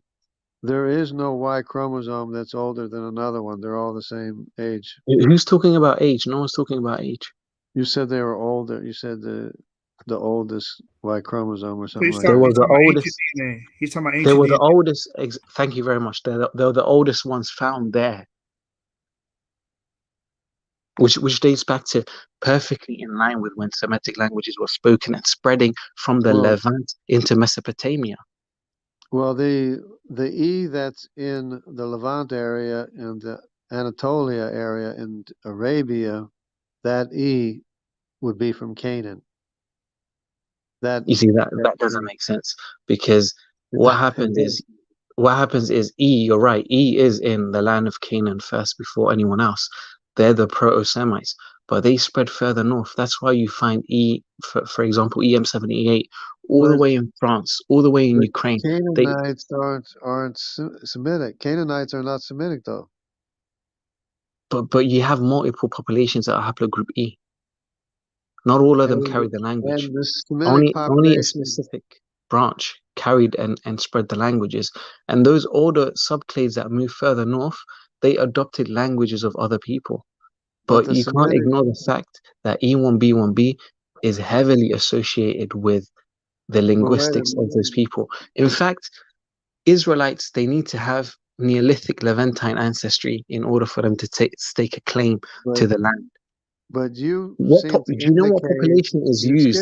excuse me, you seem to indicate that the Semitic population came from the Hamitic population or the E population, the But Canaanite there population. you go. Why are you making it an absolute that E is Ham? I don't believe that. You believe that.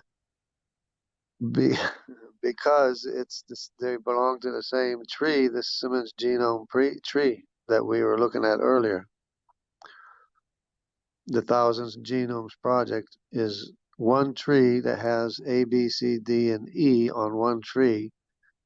F, G, H, I, and J are another tree. K, L, M, N, O, P, Q, R, S, and T are on the Japhetic tree. There are a million different models. That doesn't mean anything. Like these models can change within the next few decades.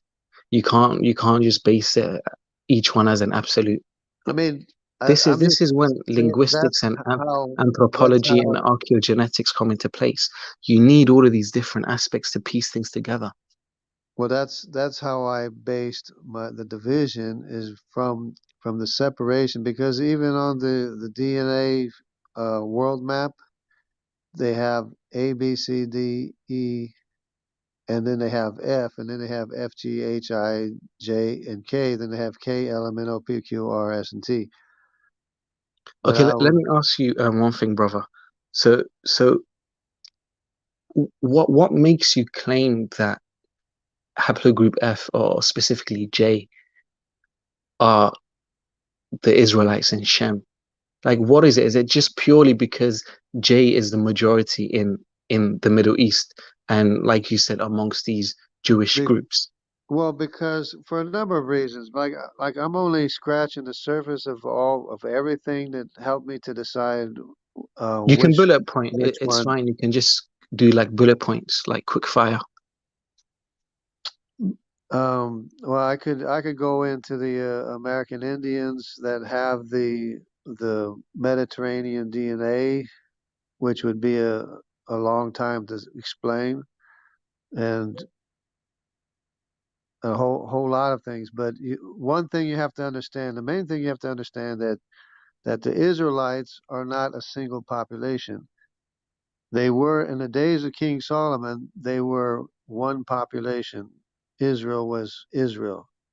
But then after that, the only ones that remained were Judah, while the rest of the tribes went, and Benjamin and Levi stayed with Judah.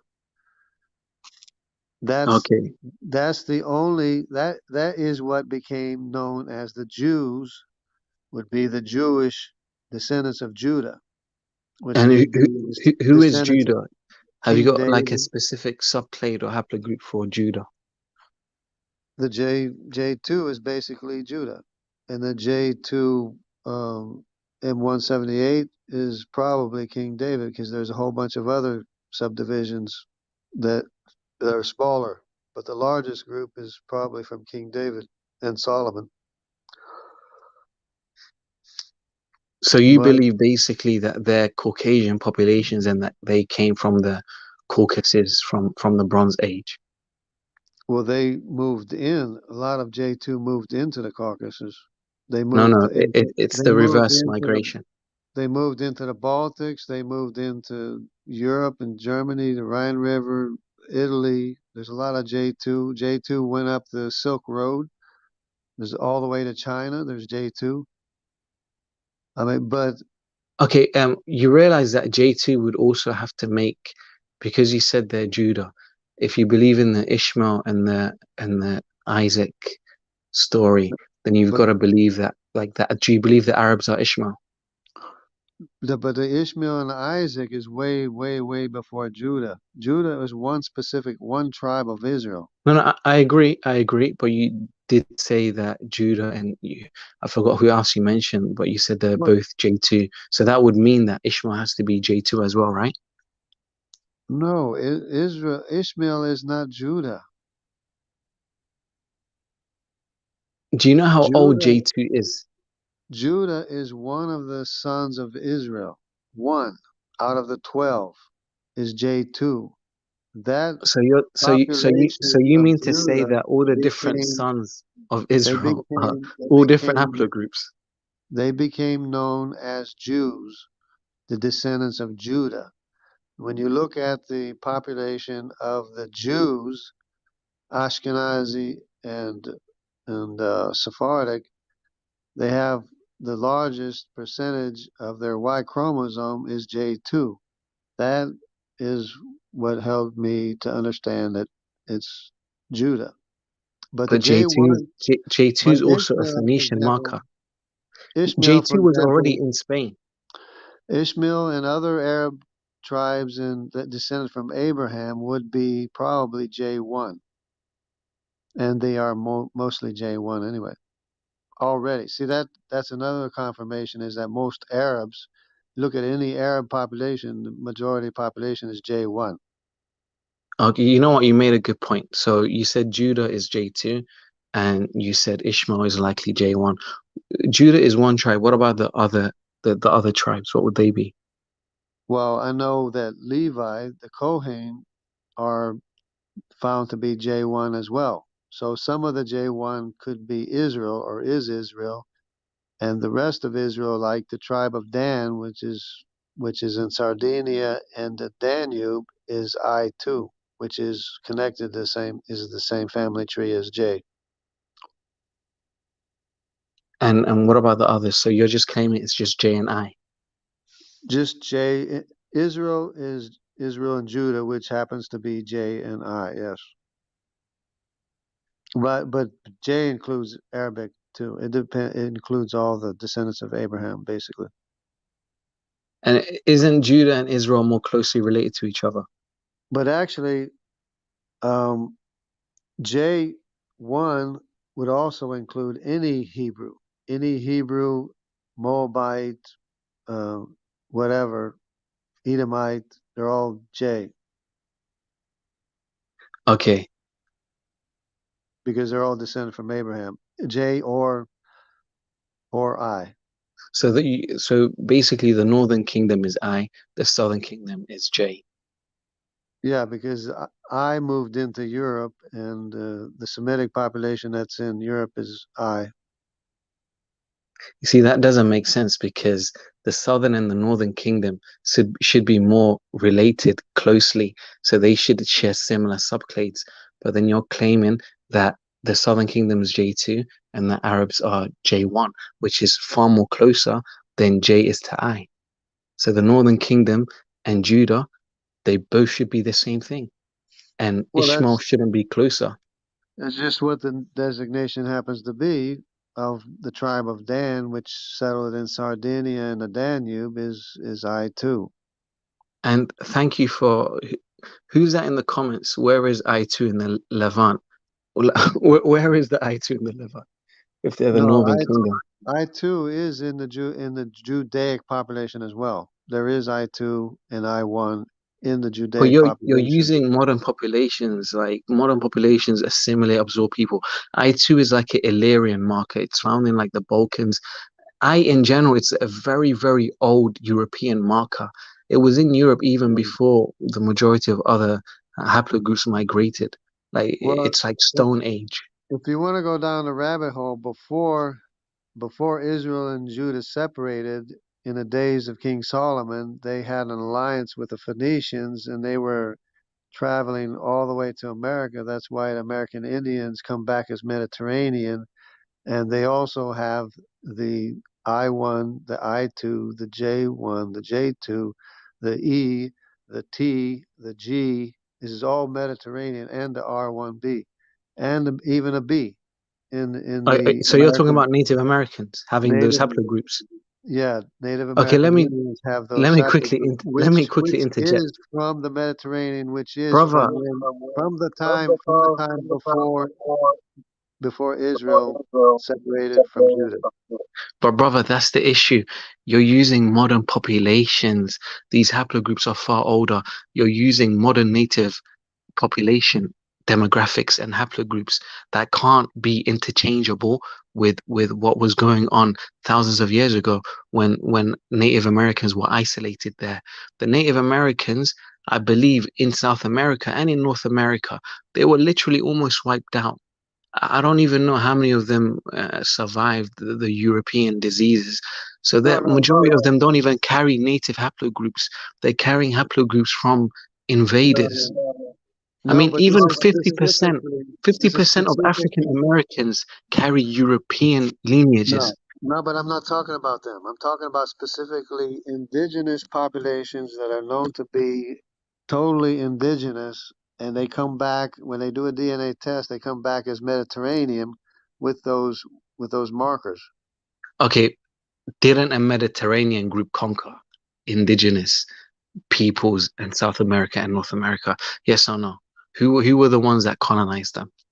And you have to understand, you have to agree that R1A, R1B is in the indigenous population, as well as T, which is a Greek population. It's all Mediterranean, but it's not from the time. It's not from recent times. It's from way back in the days of King Solomon. I And don't even know what to say. they have the I1, the I2, the J1, the J2, the E, the B, the T, the R1B, and the G in the indigenous population, original indigenous populations. And they Um, come back. They come Indigenous back. They population do of where? Where are we they do a talking about? DNA test. They do a DNA test, and it comes back Mediterranean. They saying how can I be Mediterranean? But that's the reason. It goes back to the days of King Solomon and the Phoenicians or sea people. brother, people get raped. Half of them don't even know their fathers. The mothers have to raise those kids. So those indigenous populations, they were violated. You know, they were violated left, right, and center. A lot of their women were But carrying a seed that wasn't even their seed. but I'm talking about what the evidence is. Okay, you know how we could di diverse, how we can distinguish between modern haplogroups and what they originally were? You would need ancient DNA. Unfortunately, I haven't looked into the ancient DNA of South and North America. I'm sure the brothers above me probably have, and I can tell you they definitely don't have the haplogroups, the Mediterranean haplogroups that Well, Yeah, you're mentioning. I they, got they, it they from the studies. I got it from the studies, jungle and jargon. I can show the chart. I Yeah, can yeah. show the chart. Share that because jungle jargon, all of the up to date science says that the ancient peoples of America would have haplogroup Q or C on the paternal side. Mostly, but not exclusively. They also have mitochondrial maternal line of XA, which is both in America, the copper mines, and That's true. and Israel. Wait, no, that is actually true that they do have And mitochondrially X, but and paternally, these people, hold on, no, paternally, no, these no. people are They have the C. R1B. They have the No, they R1B don't. in that They, same they, area. they The have R1B. they have not found R1B. They postulate that R1b was here because they have something called the Solutrean hypothesis, where the Atlantic Ocean froze over and Western Europeans traveled here anciently. That's a hypothesis. There's no evidence to that. No, the R1b is in American Indian populations. Today they are. Hold on, as listen. well as the T. Jungle Jargon. Today they are. We have no evidence of that anciently. There is no ancient DNA or specimens that have been exhumed and sequenced. But you could look at a map right now, and I guarantee you, if you looked up in the northern parts of where the copper mine was between Canada and the United States, you're going to see the R1b there in the indigenous populations. This brother mentioned a Mediterranean element, but you know there's an Austronesian element in natives and what do you call that, and South Americans. So why don't you talk about that?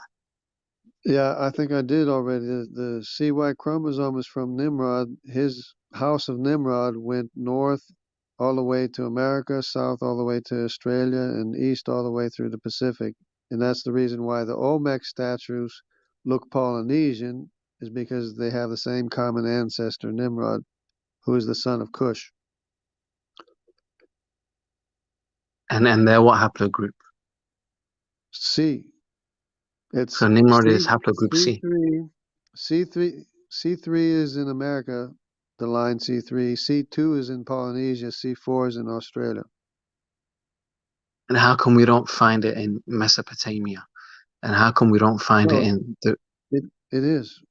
C went all the way into Europe. That's why they said the first Europeans were dark-skinned, is because the descendants of Nimrod, by way of the Syrians, went into Europe. That's why the ancient populations, you look at the ancient populations of Europe, you're going to see C in Europe, which is dark skin, which would be descendants of Nimrod. What was Cheddar Man, by the way? Do you guys know what his haplogroup was? I. It was I, right? And wasn't he dark skin? Yeah, because of the autosomally, the older European population was dark skinned because of Nimrod, because of the Assyrians that went into Europe. No, he had not Assyrian admixture. Yeah, absolutely. I don't believe he had any Levantine admixture. I think it was even before the Neolithic farmers even got reached the British Isles. If he had dark skin, he had to have some kind of. Besides, if he was from the Mediterranean, he probably had dark skin anyways. I mean, the British Isles isn't the Mediterranean. I moved into Europe. I moved into Europe from the Mediterranean, and that's how the I got there in Europe, because they were exiled from Israel and they moved into Europe. You know what would be great? What would be amazing is if we actually had samples from Israel dating to the Iron Age, the exact time period where everything was happening. I don't understand why there's no samples. I'm pretty sure they do. Which is a good study. It'd be good to study the old, because if it's too old, they can't get the DNA haplogroup. They call it Neanderthal or something, But it's still. But they found haplogroups and DNA a lot older. Iron Age isn't that far, to be honest. I feel like these people actually know what's going on. They just don't want to. They don't want to create some sort of chaos or havoc when these people's identity gets shattered. Do you know what your? I don't mean to cut y'all off real quick, but there's an interesting comment from Jargon Damn West. Do you see that, you shoot?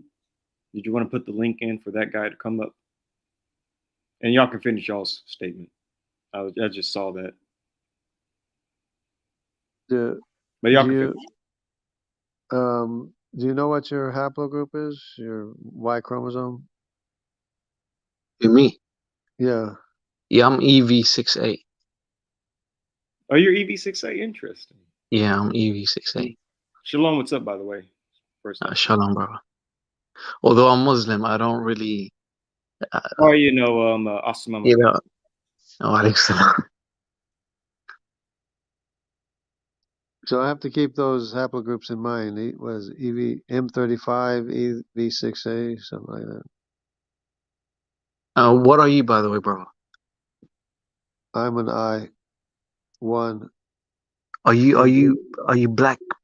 Like, are you like African American, or what's your like No, ethnic background? no, it's I1 M253 from all the way from Scandinavia, but I can trace my ancestry to Scotland. Okay, that's interesting. I haven't come across a lot of eyes in the Americas. That's pretty interesting. They're mostly Yeah, R1B, I think. that's what got me interested in this study is that I'm looking at it and trying to figure out where I came from and stuff. By the way, are the Illyrians, like, I don't know if you've looked into it too much, the Balkans, are they I1 or I2? I don't know if you've looked into them. Mostly I2. I mean, yeah, mostly I2 in the Balkans and you know, the But other your areas. specific subclade is more Scandinavian. Yeah, it makes a huge arc from the steppe region all the way to Spain. It makes a huge arc. Yeah. Okay, that's interesting. Young Dame, can you just click the link and join the stream? Maybe we can get some clarity on some of your statements. Thank you.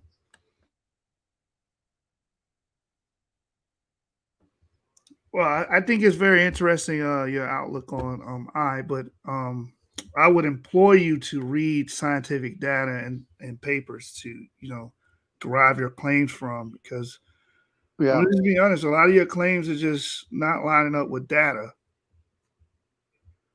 yeah, and yet these designations are going back all the way to the beginning where they had the same Y chromosome from Noah.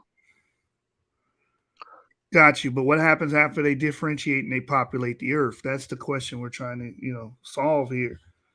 Is Yeah, they, well, I they have to look spread at and they have children. yeah, I have to look at that a little bit more. Yeah. But it is, I mean, Because you don't even, do you realize that you don't even get haplogroup J in the Levant until the Bronze Age? Before then, haplogroup J is largely confined to like Anatolia, the Caucasus, Georgia, places of that um, vicinity. well, they were. You said there's no J in the Levant. Yeah, until the Bronze Age. Well, I mean, the Arabic they're all J1. Yeah, today because they came down from the Zagros Caucasus Mountains before they were introduced The into the Arabic, Zagros. the Arab Yeah, people. the people that have No. J1 today, listen. The people that have J1 today largely come from a population that spring from the Zagros Caucasus Mountains. No, they moved into that area. They're there today because they moved into it. But G is there as well. Okay, I'm just gonna get a source because again, we just have to look at the data. I'm The sharing this with right now. You sharing it right now? Yep. Yeah, bring that out. So this is from EUpedia, haplogroup J1. Is J1-P58 the main Arabic paternal lineage? Because this is the main thing that we're talking about right now. So it says, looking at the map of J1-P58, it is easy to assume that P58 is the marker of Arabic ancestry, but because it reaches its maximum frequency in and around the Arabian Peninsula, that would be an oversimplification. And whenever you need me to pause from reading the shoe to interject, just tell me. Go ahead. So it is important to make a clear distinction between people who speak Arabic and those who are genetically Arabic. These are two completely different things. For comparison, people who speak languages descended from Latin, such as French, Spanish, Portuguese, Italian, Romanian, are not necessarily descendants from the ancient Romans of Latium. Even those who do may not have more than a tiny fraction of their genome, which was inherited from actual Roman ancestors. This is why most Romance language speakers today cannot be considered as genetically Roman. Most present day Arabic speakers outside the Arabian Peninsula are likewise only very partially or not all Arabic genetically. In the northern half of the Middle East, most of the people who call themselves Arabs of today are in fact mainly descendants of other historic peoples, such as the Phoenicians, Assyrians, Babylonians, or even the Hurrians. And the Hurrians are very important people to study, by the way. That's for everybody to know. Most of these peoples are predominantly J2, with many minority haplogroups like E1B1B, G, J1, L, Q, R1A, R1B, and T. The other subclades of J1 cannot be considered to be the paternal descendants of first speakers of Arabic. I'm going to read that one more time. The other subclades of J1 cannot be considered to be the paternal descendants of the first speakers of Arabic. These other J1 lineages were Arabicized alongside other haplogroups, J2, Q1b, etc. So what haplogroup is seen as really Afroasiatic and Semitic? Let's read down here, right here. Like J1-P58E-M34, it is also shared with their Semitic cousins, the Jews. Haplogroup E1B1B is considered the prime candidate for the origin and dispersal of Afro-Asiatic languages, which include Semitic, across North and Eastern Africa and Southwest Asia.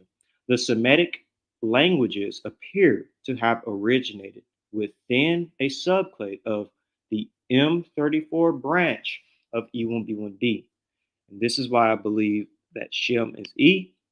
And as we just read, although J is seen among Arabs, the people with J that speak Arabic languages are with other ethnic groups like Koreans and other type of other ancient ethnic groups, Hittites and Kassites and stuff like that. So, Hey, Dane West. Hey, Dane West. I didn't add you in because we was in the middle of a point. I was going to let you up. Come back and click the link. I'm going to let you up. I just want to finish this point here because I actually want to add on to what was just brought out by Ivry. So a lot of these people that speak Arabic today, what he brought out was Arabicized, meaning they absorbed, adopted the language. The original people, these J markers, actually come from the Zagros Caucasus Mountain. And I just want to go to the Times of Israel. Let me share my screen. And so then hey, Dane West, I'm gonna let you in a minute. Give me 1 minute to make this point about this, and then I'm gonna let you in. So you would say then that the Arabic people are the Y chromosome, wouldn't you? correct. I would say the Proto-Arabic, the people that first spoke the Arabic. Yes. Right. Yeah. Well, the descendants of Abraham. You're saying the descendants of Abraham, Shem, are E. Yes. Yes. But real quick, brother. I want to drive this point home that the people that are J1E, that come from the J markers, they are actually descendants of the Zagros Caucasus peoples. Before 3000, before the Bronze Age, they were not a factor in the Levant. They were not there. So this is the article here, Times of Israel. You can actually read this entire article on your own time. But in this article, how the Canaanites, biblical frenemies of the Israelites, kept genetic integrity. Major study shows Canaanites maintain coherent genetic mix, even though they were widely dispersed, and it can still be discerned in modern Arabic-speaking and Jewish populations. Now I'm gonna go straight to the point so we can let my brother on in the pan that's in the back right now. But right here it says it here. This study discovered that they shared a genetic relationship with another group of people who slowly and continuously migrated from the faraway Caucasus and or Zagros mountain regions. This special genetic mix of Canaanite and mountain peoples can still be seen in some form with modern Arabic speaking and Jewish populations. So these people ultimately don't come from the Levant. Ultimately, they descend from a people that come from the Caucasus and Zagros Mountains. And as you can see here, the dates go back to the Bronze Age. We can touch on that later. I want to deal with the I was about claim. to say stay there and do the hard search for Hurrian in that article. Yeah, I'm gonna come back to it, but Dame West is here as well, and he says that Africans are not Semites or something to that effect. So, Dame West, you are now here on the panel. Welcome, brother. Hello. Okay, so I guess Dame West walked away for a minute. So let me pull this article back up. Let me pull it back up. By the way, you're here, Dan. If you didn't hear us, you're on the stage. Yeah, he left earlier because I was trying to let you get through that point before he came on. And I guess he thought we were just dismissing him. That wasn't the case. But a hard search for Hurrian, because I mentioned that in the other article that I read, and in that article you have, it also mentions the Hurrians. Everybody that's watching, Hurrians are important. Please study them. Now, why I can't hear nothing? We can hear you. We can hear you. Yeah, we can hear you. Can you hear us? All right. Well, while he's trying to get that together, I guess he dropped out. Let me share this and continue on this point. But I wanted to actually dialogue with him because he says that Africans are not Semites. So I wanted to hear his input. Right here, this is the same article. It says, in the samples taken from 35 individuals from Tel Megiddo, northern Israel, it was discovered that an influx of migration from the possibly Hurrian-speaking areas of the Zagros/Caucasus Mountains contained through a rise in the percentage of the foreign DNA and a few outliers found at the site. The Canaanite society of Megiddo was certainly tolerant of foreigners and immigrants, as shown by several genetic outlier individuals we detect there, said geneticist Carmi. So as we can see that these people actually be the Hurrians, and they have Zagros Caucasus Mountain ancestry. They are Johnny come latelys in the Levant. And they're not even Semitic speakers, Caucasian speakers. Exactly. Let me let Dame West back up. I think we lost him. Dame West, I'm here. I done missed everything because I'm getting phone calls and stuff. But as far as that Haplogroup group EM96 go, that's African in origin and really can be found in the Middle East on the other side of the Red Sea also. And it's date like 60,000 years old. And the cold part about it, these haplogroups groups were these supposedly these Eurasians and Caucasians are coming off of. That shit coming off of African haplogroup group also coming out of Southeast Asia. So people need to stop fucking lying. All that goddamn Neanderthal shit, all that shit ain't nothing but a distraction to get people away from the whole meaning and the factor SLC 24A5. That's all that matters. I agree with you. So what is they talking about? No, I agree. I agree that EM96. I agree that all people even this the cold part about it. How they be claiming they up in Egypt when this shit coming from an African origin haplogroup group, bro? How is that? What are you talking about? Who's claiming who? Like they be the European or whatever you want to call them, the Caucasus people that come from the Caucasus and Anatolia. Yeah, the Capstan steps or whatever the hell that shit called, the Pontic steps and all that. Yeah, them people is Johnny come ladies. They like 10,000 years old. Well, you do got a pharaoh named Yahya with haplogroup G2A that come from the Caucasus, though. But at the end of the day, most likely, I don't know how he got on the throne, but shit, they must have invaded or something, because from what I seen, all I'm seeing is Kushites and Southeast Asians on the throne before all these invasions and shit.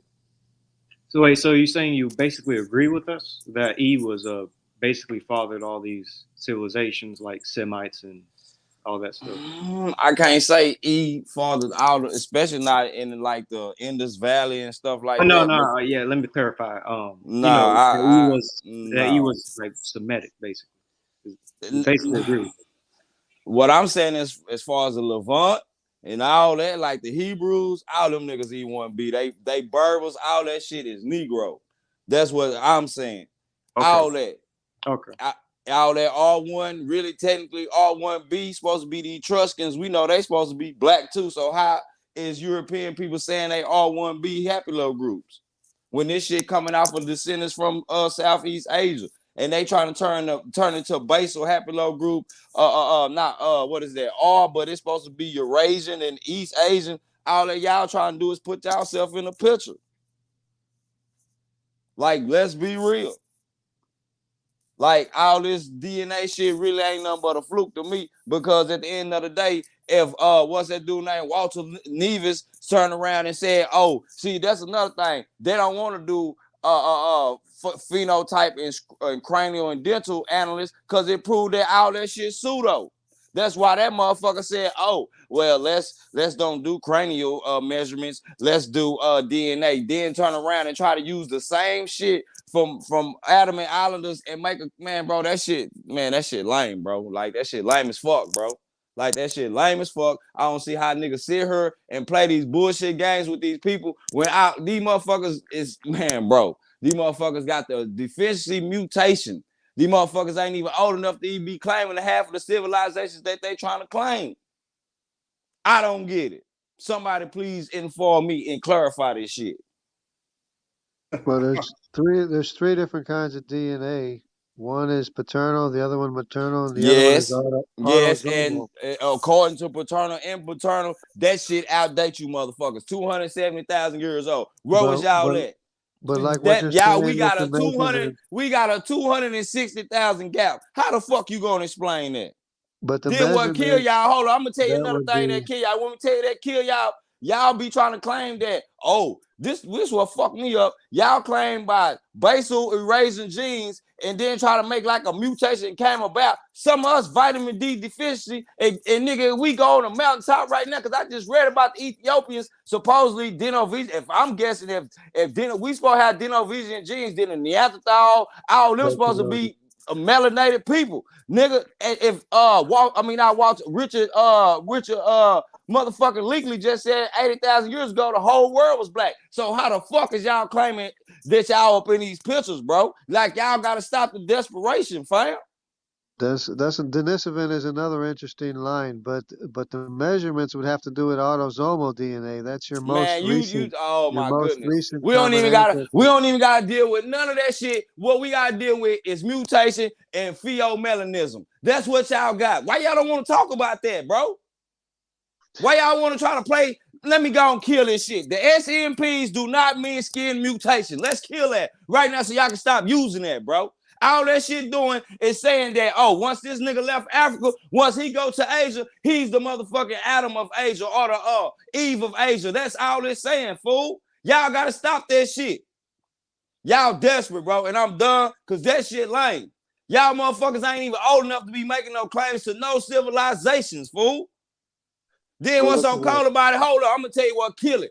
When we go looking at R1B and get to looking at all that shit from the Pontic step, y'all civilizations 3,000 or 4,000 years old, dating around the motherfucking Bible time. Man, y'all niggas gotta be fucking crazy, fool.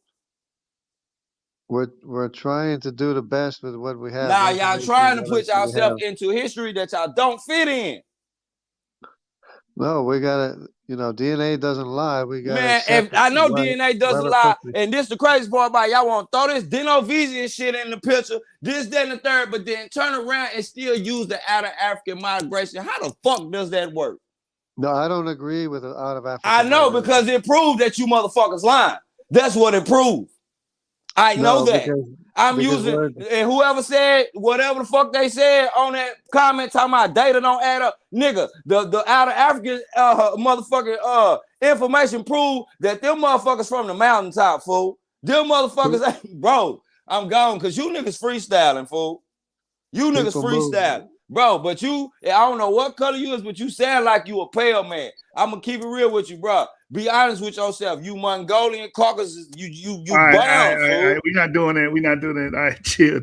I'm just keeping it real, bro. Let's keep it real, bro. These motherfuckers from Anatolia, fool. I got you. I feel you, but we gotta go. Man, these motherfuckers pseudo, bro. Like, why would they sit here and do this, fool? Why, to steal our shit? To sit here and tell a nigga, oh, they ain't this, that, they ain't that, but then turn around and usurp your people's history. How the fuck does that work, fool? Then you demonize Egypt, then turn around and usurp everything? How does that work? Man, I'm gone though, but y'all take care, man, because I got other shit to deal with. I got you, brother. We just don't do all the racial slurs. I'm sorry, that ain't racial slur. This is another thing. How the fuck can this shit be racial when they call us Congoid, right? But do you know that a Congoid person go back to the embooted people, all this shit? These motherfuckers still predate them. 130,000-year-old. The Twa, the fucking the Sadawi and the Hazza, all them we don't even gotta talk about the Khoisan.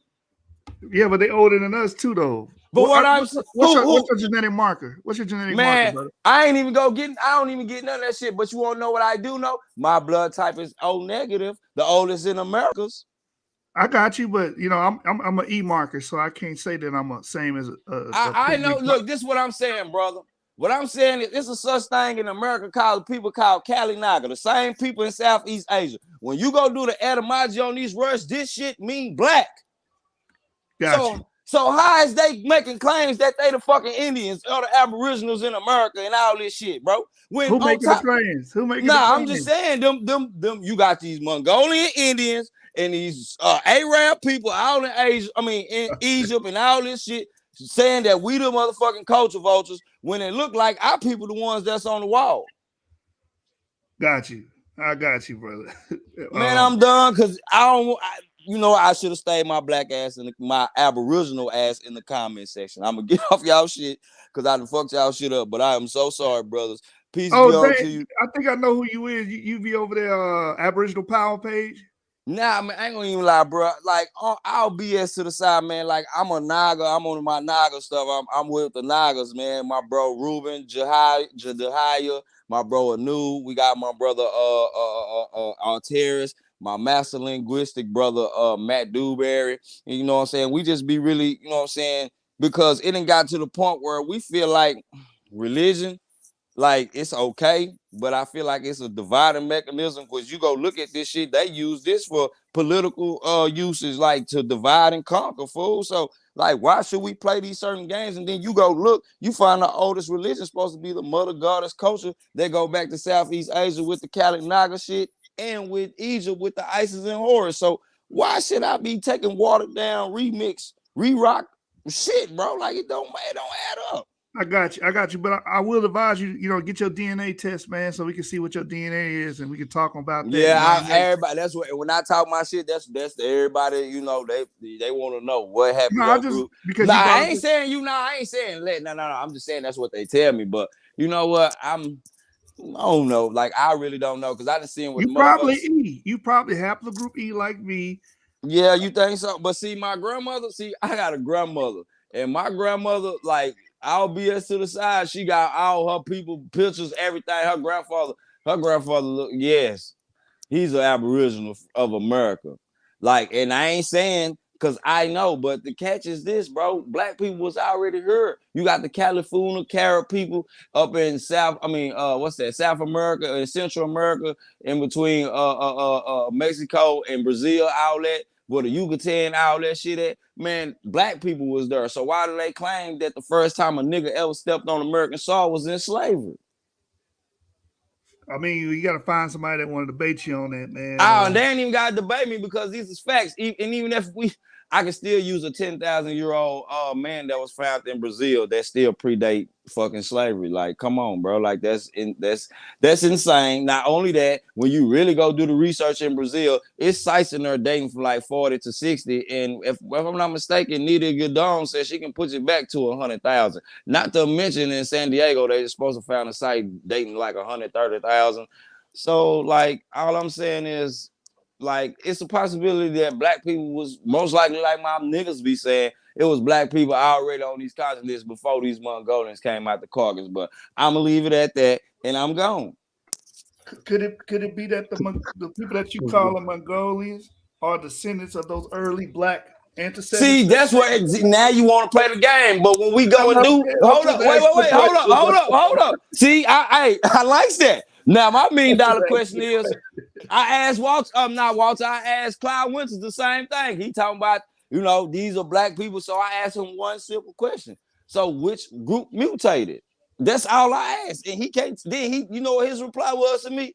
None of them mutated. So that's really not answering my question when we got, and not only that, niggas claim that Negroes supposed to have SLC 2485, but since we know Negroes supposed to be kin to Ethiopians, if you go do the research on the Ethiopians about high latitude, they tell you, I guess, due to, and supposedly some other Mongolian group, but supposedly due to the ancient admixture with I don't know if it was hominid or I know a fucking vision supposed to be a hominid, all this, whatever, whatnot, but the archaic human, whatever the fuck, supposedly that prior breeding gave us some type of beneficial attributes to survive in high latitude where we don't I forgot what it's some shit about when they up there, they get high blood pressure and all this other shit, and they be dying for being out high and on the mountains. I don't know. But according to what I read, supposedly the Ethiopians doesn't have that. I guess we adapt to it. I don't know how, but I'm guessing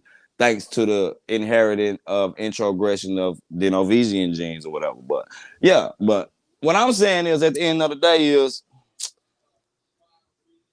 okay, even if these people are supposed to, mutated from our people or whatever the case be, I just want to know where it happened. Well, I know where it's supposed to happen, but when we go look, we see supposedly 40,000 years ago, Africans supposed to went on through the Anatolia and on up into Europe and colonized that, the Cro-Magnons. Yeah, and all that, that's what I'm saying. So, but when you go do that research, you find out that they was beefing with the Neanderthals that was there prior to their arrival. So, and then not only that, when you really go do the research between modern humans and versus Neanderthal shit, they've been beefing for like the last 200 to 100,000 years. So it's a lot of skeptics. I don't know. Like, right. This is what I'll say to you, brother. But I think you need to, look into DNA and the phylogeny of people, because that's, the Cro-Magnons come in, they black at first. Yeah. And then they get absorbed, they mutate and absorb into a white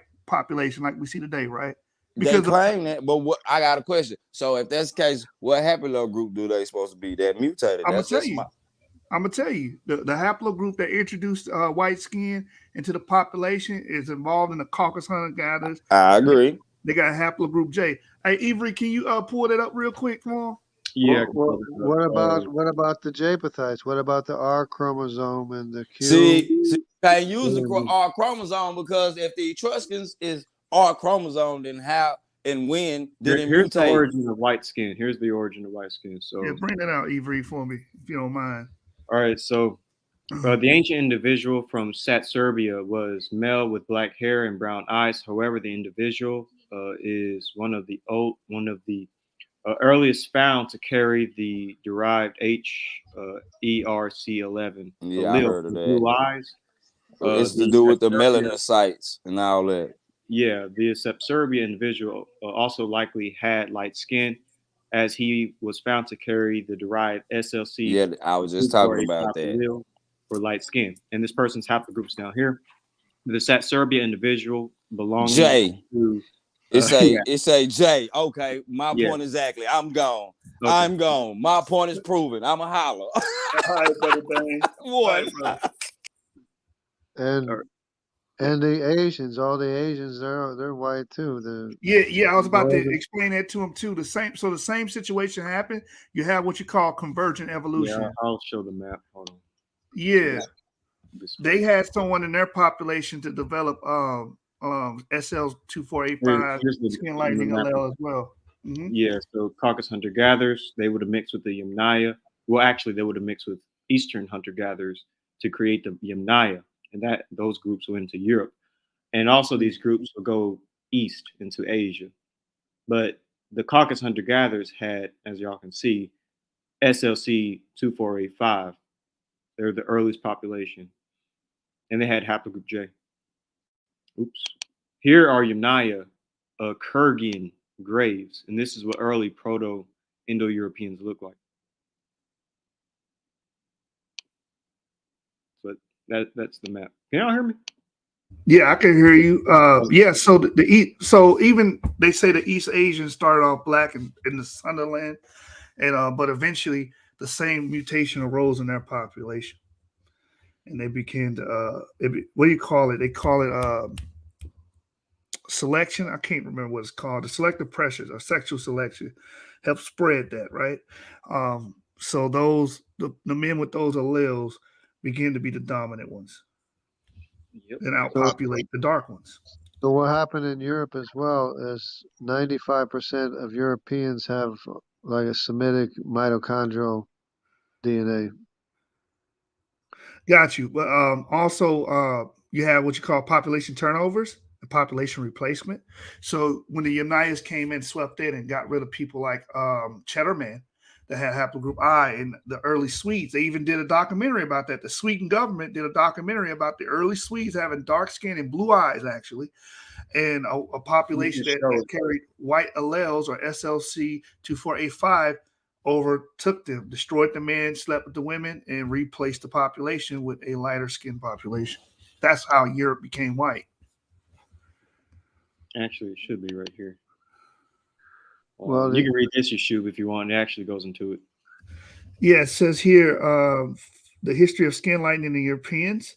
It says, interestingly, Eastern and Scandinavian hunter gatherers had light skin, in contrast to the Baltic hunter gatherers who kept their dark skin only until 3,800 years ago when farming was introduced in this region by Bronze Age expansion of people of Russian steppe origin.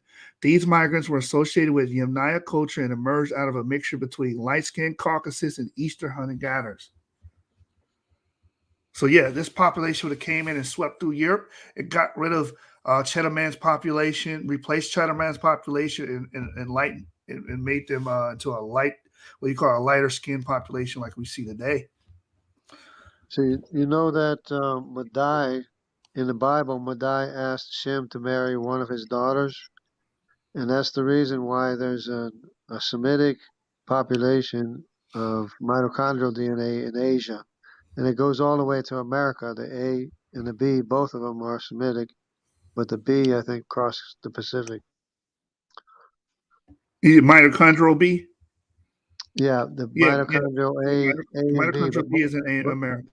but A and B. But Madai in the Bible asked to marry one of Shem's daughter because the Japhethites, when Madai is the son of Japheth, he had 7 sons. He probably didn't have as many daughters, and he asked to marry one of Shem's daughters, and that's the reason why in Europe and even all the way to America, there's a Semitic mitochondrial DNA. Yeah, a lot of the mitochondrial DNA would be A, B, C, D in ancient Yeah, America, and like you said, X2A. A and B is Semitic, and the C and D is Asiatic, is Japhethite or mitochondrial DNA. What about But L? what makes those mtDNA haplogroups Semitic?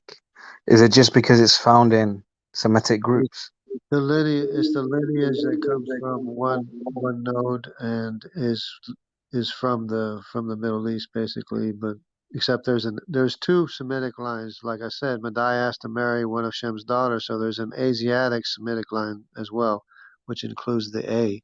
But the B is a part of the Middle Eastern Semitic line that went by way of the Philippines, through the Philippines all the way to Polynesia, all the way to America.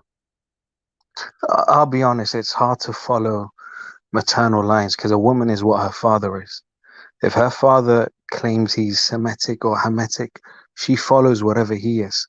No, So, well, yeah. What I mean is the wife of Shem had daughters. They have the Semitic mitochondrial DNA. Be the wife of Shem.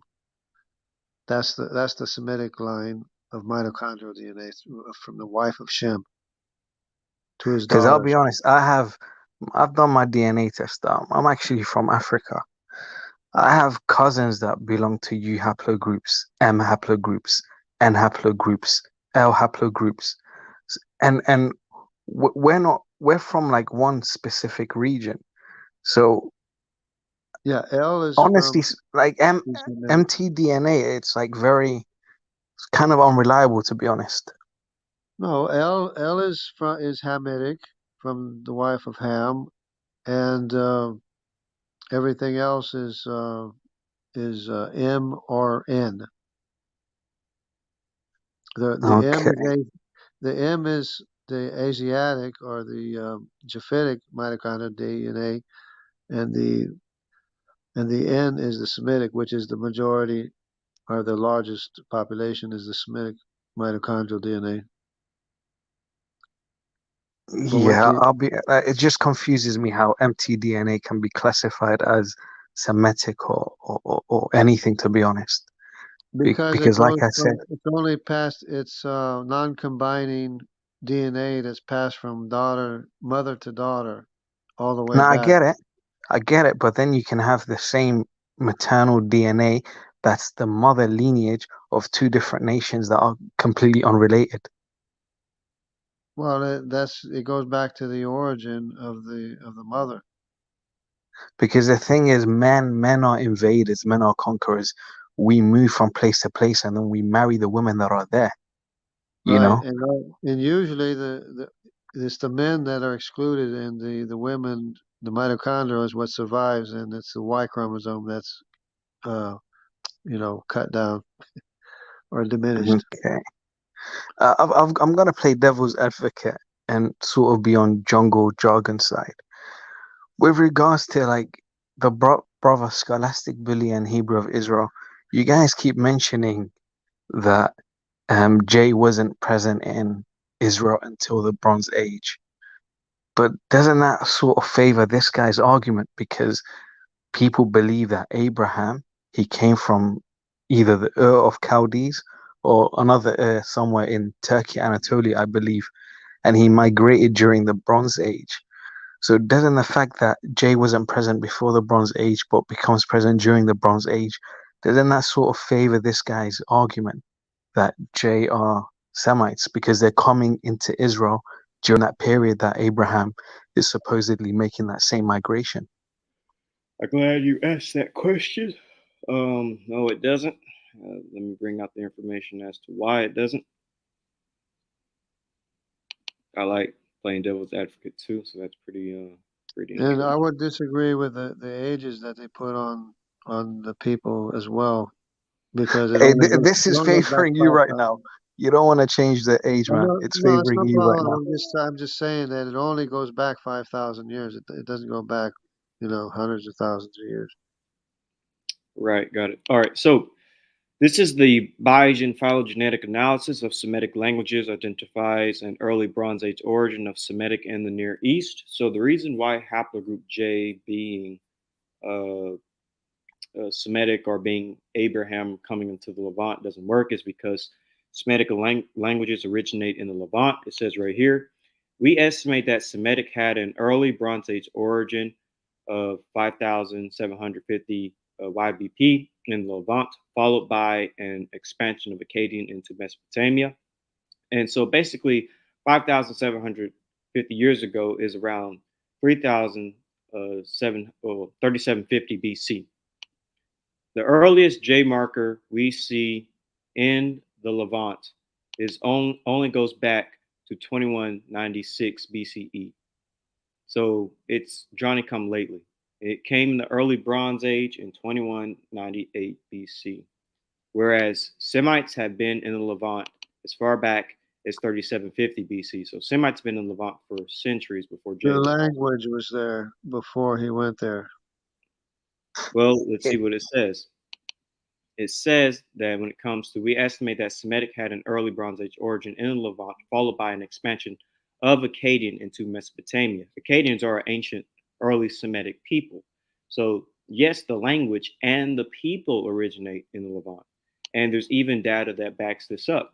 For instance, this is from a paper called How Eurasia Was Born, and it says the most plausible candidates for Semitic remigration to the Fertile Crescent with TMRCAs fitting the arrival of the Akkadians and other early Semitic peoples are certain subclades of both E-V22 and E-V12 with relatively early TMRCAs present in the Middle East could be candidates for such remigration such as E-FGC 14382 TMRCAs 2200 BCE and E-V3262 TMRCA is 2600 BCE. And this fits perfectly with the migration of Semites and haplogroup E going from the Levant into Mesopotamia. Also, the last thing that I'll state is this. We know exactly who those J markers are that come into the Levant. I'm going to have Yeshub read this final source. But this source right here basically explains who those J markers are coming into the Levant. Yeshub, you can read this. All right, so this is paper genetics and the archaeology of ancient Israel. And it states the geographical distribution of J2A versus J1 mirrors the two autosomal components from Haber et al. 2013. However, several demographic and migrational events may contribute to the observed wide frequency patterns in the southern Levant.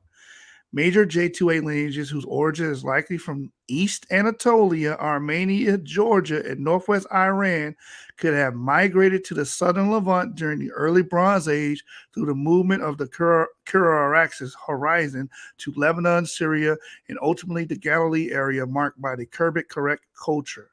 Later immigration from a similar East Anatolia source may have brought Hurrian onomastics to the southern Levant during the Middle Bronze Age. These events may have added J2A to an underlying J1 substratum. So basically, these J markers are Hurrian or Araxes, basically Caucasian peoples that came into the Levant, which is non-Semitic. So no, J being the early Bronze Age does not fit his model. It actually just proves that it's just another ancient population of people. I'm curious, like you mentioned the EV12 and was it EV32 or something, remigrating into the Fertile Crescent. That's actually interesting. I never actually would have thought it was those that reintroduced Semitic languages. I would have thought that was EM34.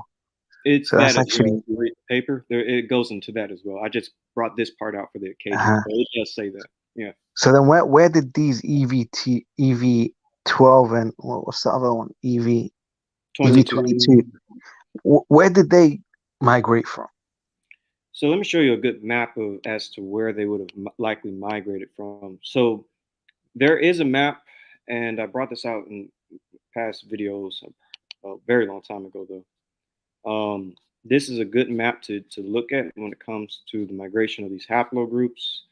You could argue that EM35, which of course EV12 and EV22 descends from, could have been basically in the Levant / northeastern Africa up here. And basically this is why you would see all this groups migrating into the Fertile Crescent, because they're not far from it.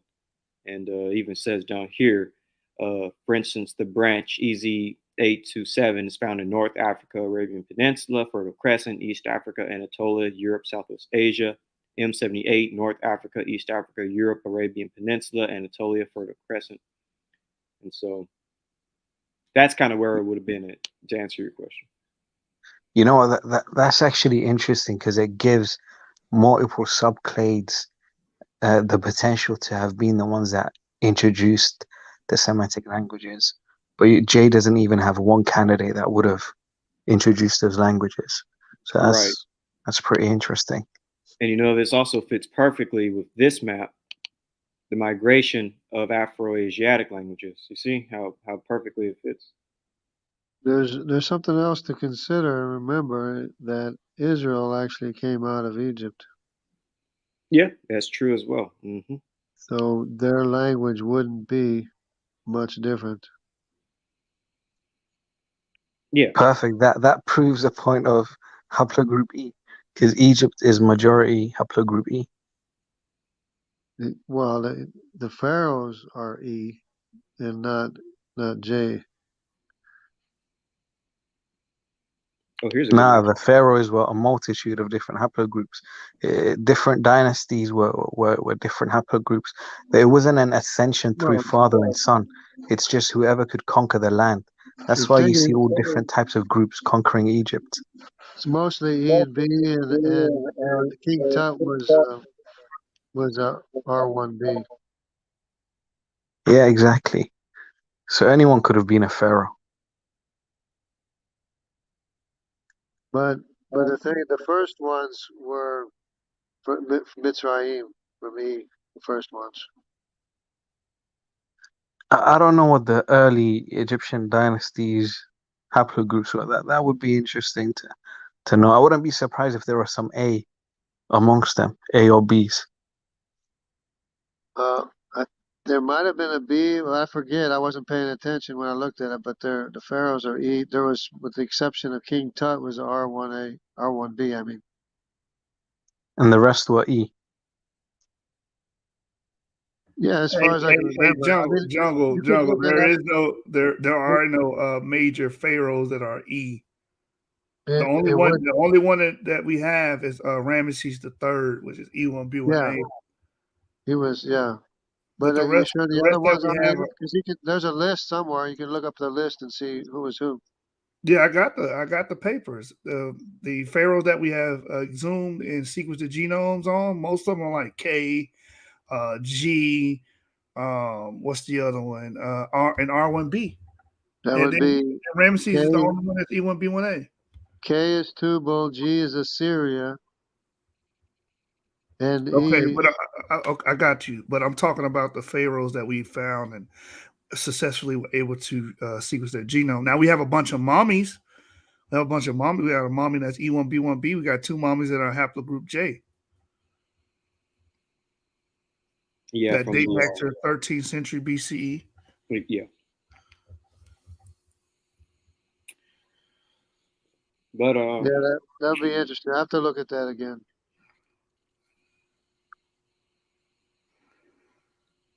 What's on the screen?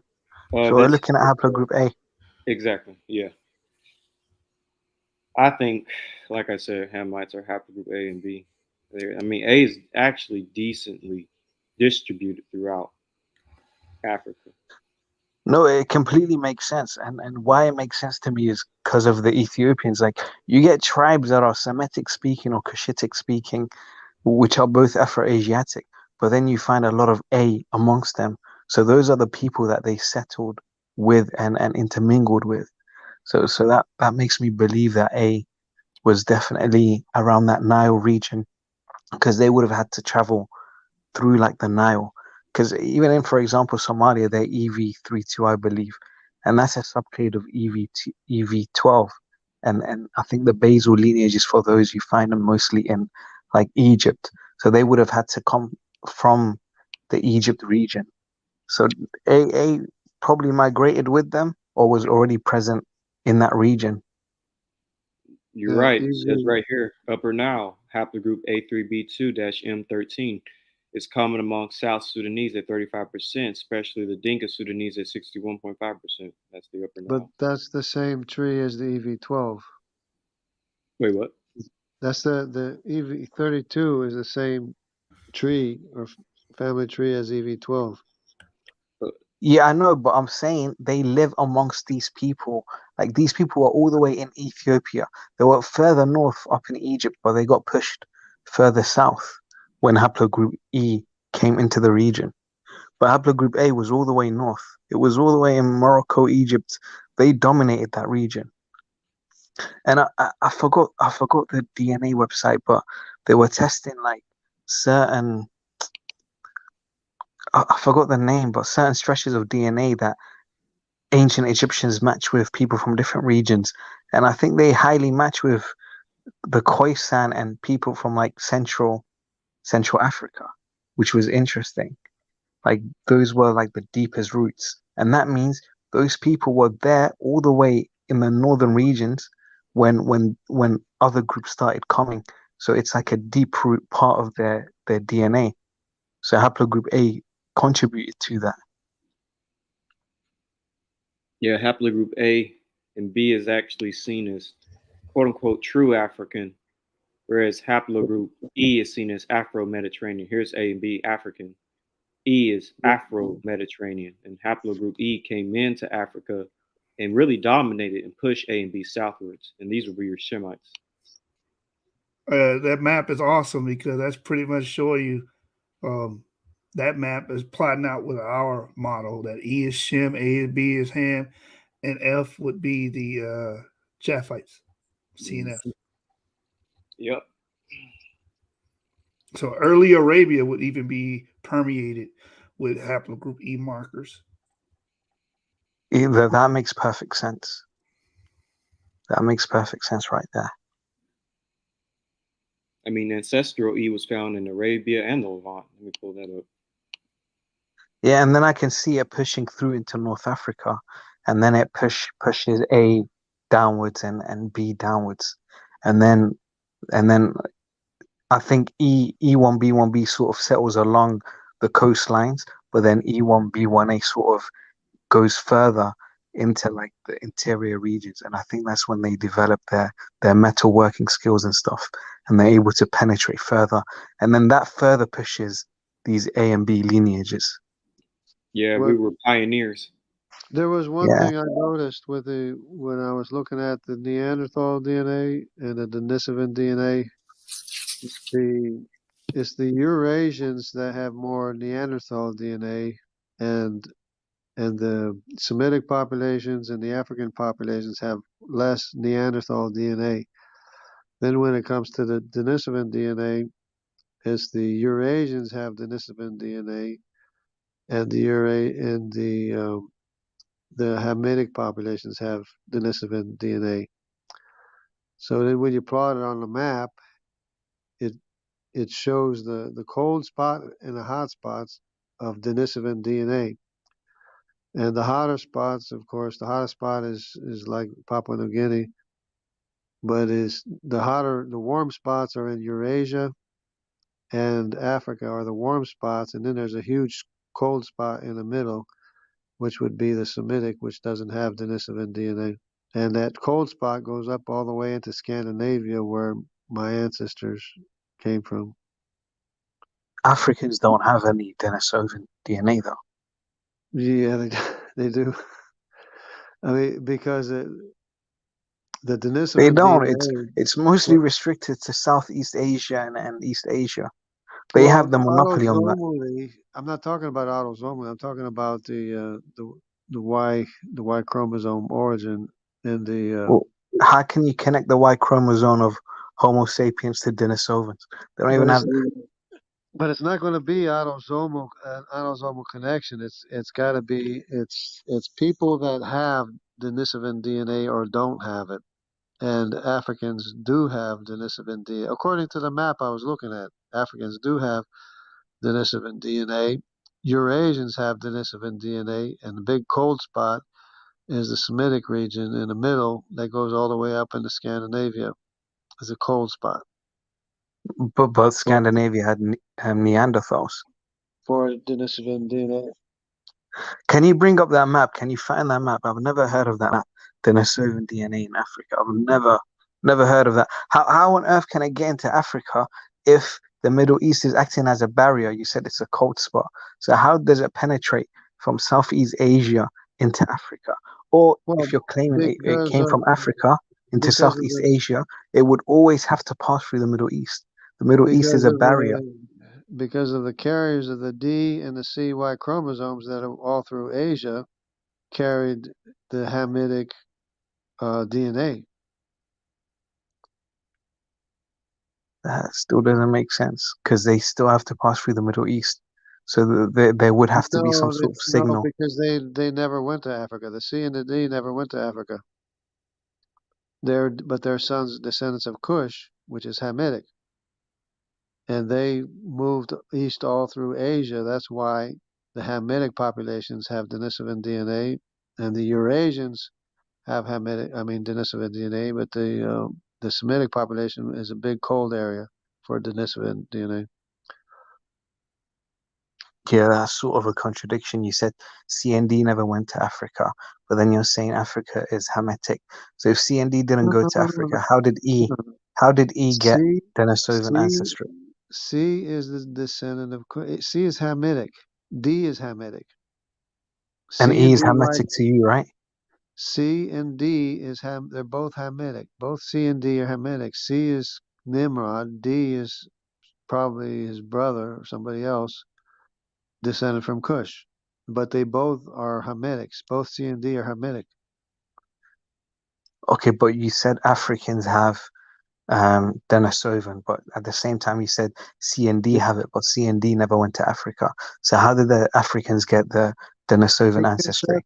because we're not talking about continents. We're talking about uh, Y chromosome family trees. C and D belongs to the Hamitic family tree. Nimrod is the son of Cush. Nimrod, King Nimrod. I don't know if you're familiar with it. He was the great hunter in the eyes of the Lord in the Bible. He's the one that had the coat. Uh, I don't know if it was uh, somebody's coat, and it Yeah, gave him brother, that supposedly doesn't make sense power. because you're talking about haplogroups, but at the same time you wanna not connect it to continents. Do people not migrate through continents? The Hamitic population moved out of Mesopotamia, out of the land of Shinar, where Nimrod was, and they moved into Africa. Both Put, the descendants of Put, the descendants of Mizraim, and the descendants of Cush all went to Africa. Canaan stayed in the Levant area. But they're still Hamitic. I mean, it doesn't matter where they went or what continent they're from. It's their Y haplogroup that says whether or not they're Hamitic or not. And C and D are both Hamitic. They're both descendants of Cush. And have you ever seen the Olmec statues? Yeah, I've seen them. They kind of look Polynesian like, some of them. Yeah, they do. That's because they have the same common ancestor, Nimrod. C was the son of Cush. Um, except that in America it's C3, in Polynesia it's C2, and in Australia it's C4. But they have the same common ancestor, Nimrod. That's I I can agree with that part, but at the same time, how can you link their features to Africans? You know, people develop features. It could be simply through because of environmental pressures, gene expression causes well, certain phenotypes to come. it's not. It doesn't look exactly the same as African features because there's some Asian features in the Olmec statues as well, and of course in Polynesians there's Asian features. And people have said that the Australian Aborigines have Asian features, so it's not really African features, and it doesn't happen to be. It doesn't have to be, and it shouldn't It's be. not African features. It's just more archaic features. That's all it is. And they Well, probably got those but features from the archaic groups they mix with. I just found it interesting that the C4 features and the C2 features are the same as the C3 features of the Olmecs in Central America. They all probably have the same type of archaic ancestry. Well, You said they have Denisovan or Homo erectus. no. They all have the CY chromosome as a common ancestor, which I believe is Nimrod very clearly. And Yeah, but there's people that carry E. For example, EV12 and EV13 that they're pretty closely related. Some of them have blue eyes, blonde hair. The other are like completely black, like it's auto, yeah, Sudanese. it's They're autosomal. they're blue black. Forget black. It's They're autosomal exactly. information. Yeah, it doesn't matter. You get it, you have Chinese Jews, you have Chinese J2 populations. It doesn't matter. You have black J2 populations. You know, that's autosomal, dude. You know what the whole irony is, and the funny thing. It's like when it comes to this debate, no one is impartial. We got three E brothers here, where we're always gonna claim that E is the Shem. We got an I brother here, he's gonna claim that I and J are Shem. We can bring a R brother here, he's gonna claim that R, or a G brother, he's gonna claim it's G. So it's like, I haven't seen that. I haven't seen that, but I mean, R is clearly Eurasian, and Q is Eurasian, K is Eurasian, N is Eurasian, O is Eurasian, and they all have Neanderthal DNA. You know, I'm gonna give it a completely different perspective. I'm guessing you're Christian, the other brothers are they're Jewish. From an Yeah. Islamic perspective, we believe that there's gonna be an army of black flags that's gonna come from the Khorasan region, which is basically modern day Afghanistan. And we believe they're gonna be undefeated and they're gonna make their way back to Israel. In the Hebrew Bible, you guys have a prophecy that the children of Israel will return. We believe in the end times that this particular army is going to return. They're going to be undefeated. The Afghans right now, no world power or force has ever conquered them. The British failed, the Soviets failed, America failed. That region is practically unconquerable. And those same people, when you actually look at their ancient DNA, and by the way, you find actual Aramaic Hebrew inscriptions in mountains scattered all over that region, that Swat Valley region between Afghanistan and what do you call it, and Pakistan, and and Israel is investing millions in trying to find a connection between them and these people, and there's a reason they're doing that. Even the garments they wear, the tribes they have, they even have a tribe that has a similar name to Samson, and they all grow their hair long. Like even their tribal divisions and certain cultural things that they do is identical to Jewish culture. And when you look at their modern DNA, yes, it's like a whole plethora of G and J and I and you name it, they have everything because it's a very central region. We know there were Scythians, we know there were, people from the steppes, we know that there were the Indus Valley civilization wasn't too far. So it's a multitude of people. But when you look at the ancient DNA, the most surprising thing that you find there is haplogroup E, E1B1B. And that dates back to the same period you find those Aramaic inscriptions.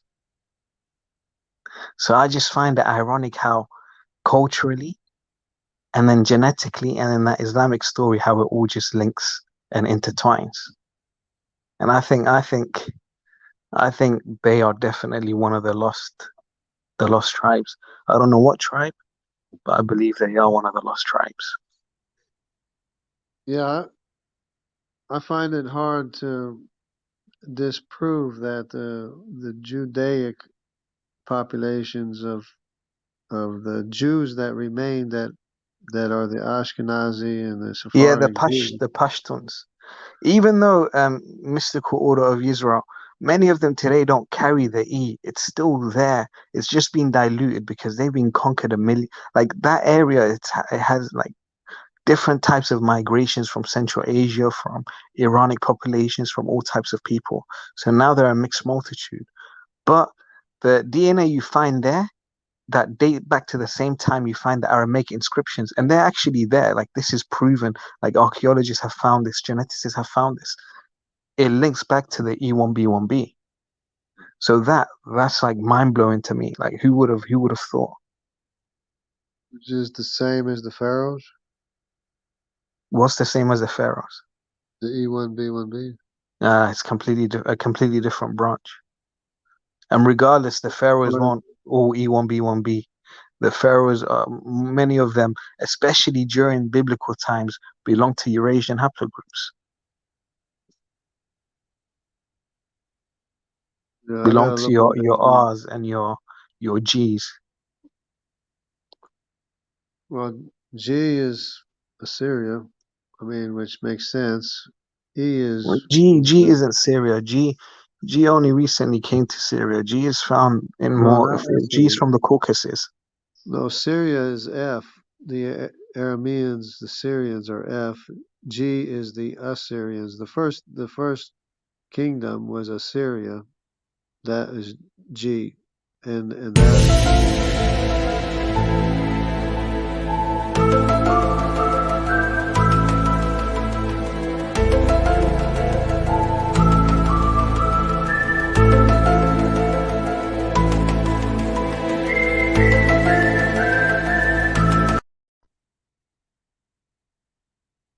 So G is the Assyrians, and F, the Arameans, are the Syrians.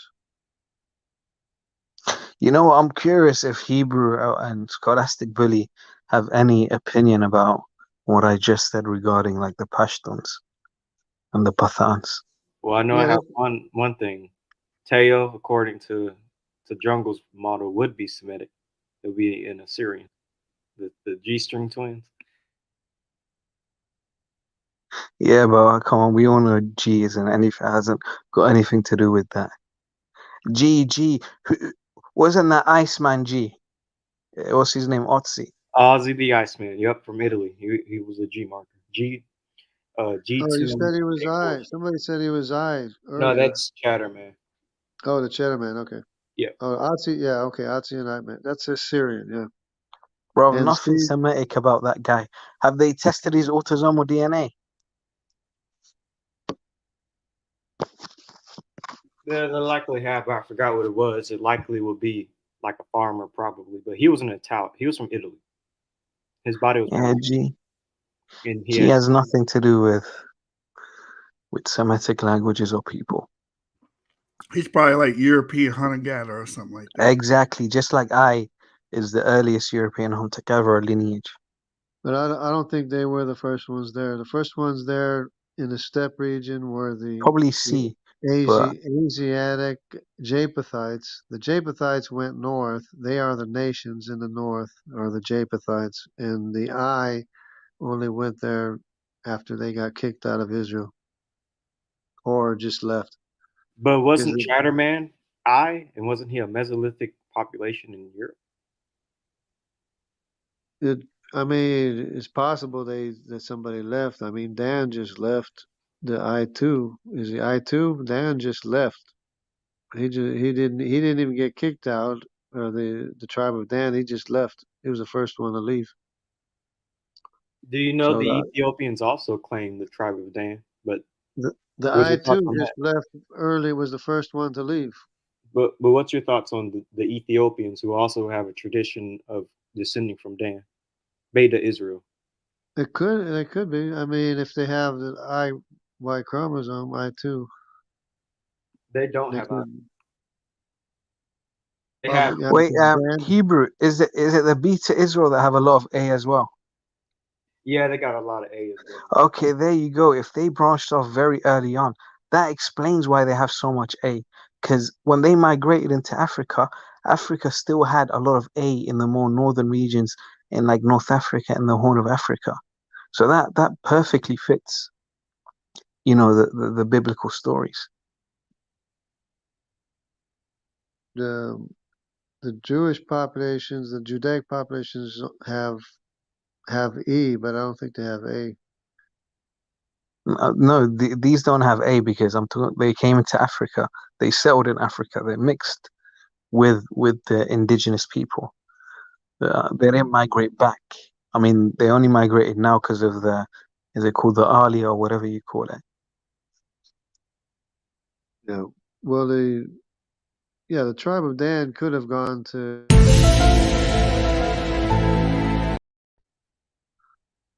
Tribe of Dan could have gone into Ethiopia. It's possible, but the Y chromosome is always the one that seems to suffer for some reason. Yeah, there's no I in Africa. Well, if there's any I in Africa, it came because of the Mamluks, when the Egyptians, the Ottoman empires, when they basically conquered the Balkans, and then they would take Balkan people as slaves and put them in their armies and stuff. That's probably There, the only way that I came into there, Africa. there, because there is I in Africa, but it's not very much. Right? Yeah, it's because of the Mamluks. And I'm not sure where in Africa it is, but there is some I in Africa. It's probably Egypt. Maybe even North Africa. There might be. Yeah, Egypt and North Africa. But I think Egypt, Egypt has some too. I think, but I mean, that's obvious. Uh, hey, Hebrew and Scholastic, you guys are very quiet, man. Or are you tired? Low key, I am kind of sleepy. I'm just letting you roll. Let me take over the show. But we have live streams. They go 2, 3 in the morning, sometimes 4. They used to go 5, 6, 8 in the morning. hey, you've got energy, brother. MashaAllah, that's a lot of energy, man. No, we used to. But, Now we only go like 2 or 3 in the morning, and then we give up. uh, yeah, but I'll be honest, I've noticed with these debates, it's like people are they're gonna rep what they are, you know what I mean? The E's are always gonna be E, and then the J's are gonna say it's J. The R's are gonna say it's R's, and then you got those twins that are G, they're claiming it's G. I'm just laughing at how they doctor their facts, like literally write out paragraphs and make it seem like it's an extract from an article. Well, I mean, That there is G in the Judaic populations. There's G, there's T, there's E, and R, of course, and stuff. But the biggest population is J1, J2, and the I2 and I. Well, not now so I'm much I. I'm not denying that right now. That's like the main haplogroups. You're completely correct. But frequency doesn't equal NQ, origin. Okay, for NQ. example, right now, you look at North Africa, especially Morocco, I believe they're 80% plus, maybe 90% plus, EM81. But when you go back in time and you look at the ancient haplogroups that you find there, it wasn't even that branch of E1B1B. It was a totally different branch. It was EM78. And now you'd be lucky to even find that. But if you were to basically go on modern populations, you'd assume EM81 was always there, and that's their lineage. EM81 only has a TMRCA of, I believe, 2,000 years or 1,000 something 100 years. So it's But that's very what recent. that's what I was saying. The M81 belongs to a bigger tree, and the the M78 is another tree, which would probably be Mitzrayim. But that's what I'm saying. Frequency doesn't equal origin. You can have recent No, of bottleneck course not. effects. That's the Of course reason why not. J is so dominant in the Levant, in Israel, in Arab populations, because they came in, there was a bottleneck, and they became the most dominant haplogroup. Well, here's a question. You know, Jay. I mean, the Saudi Arabian Peninsula, the Levant area, that was always the area of the descendants of Abraham. Okay, so it's still there, and who else would it be the original Arabians? I mean, there is no other original Arabian population. There's the Elamites have an H, and they considered themselves Arabic when they went to India, but You they're know what? You make a good point about the Arabs.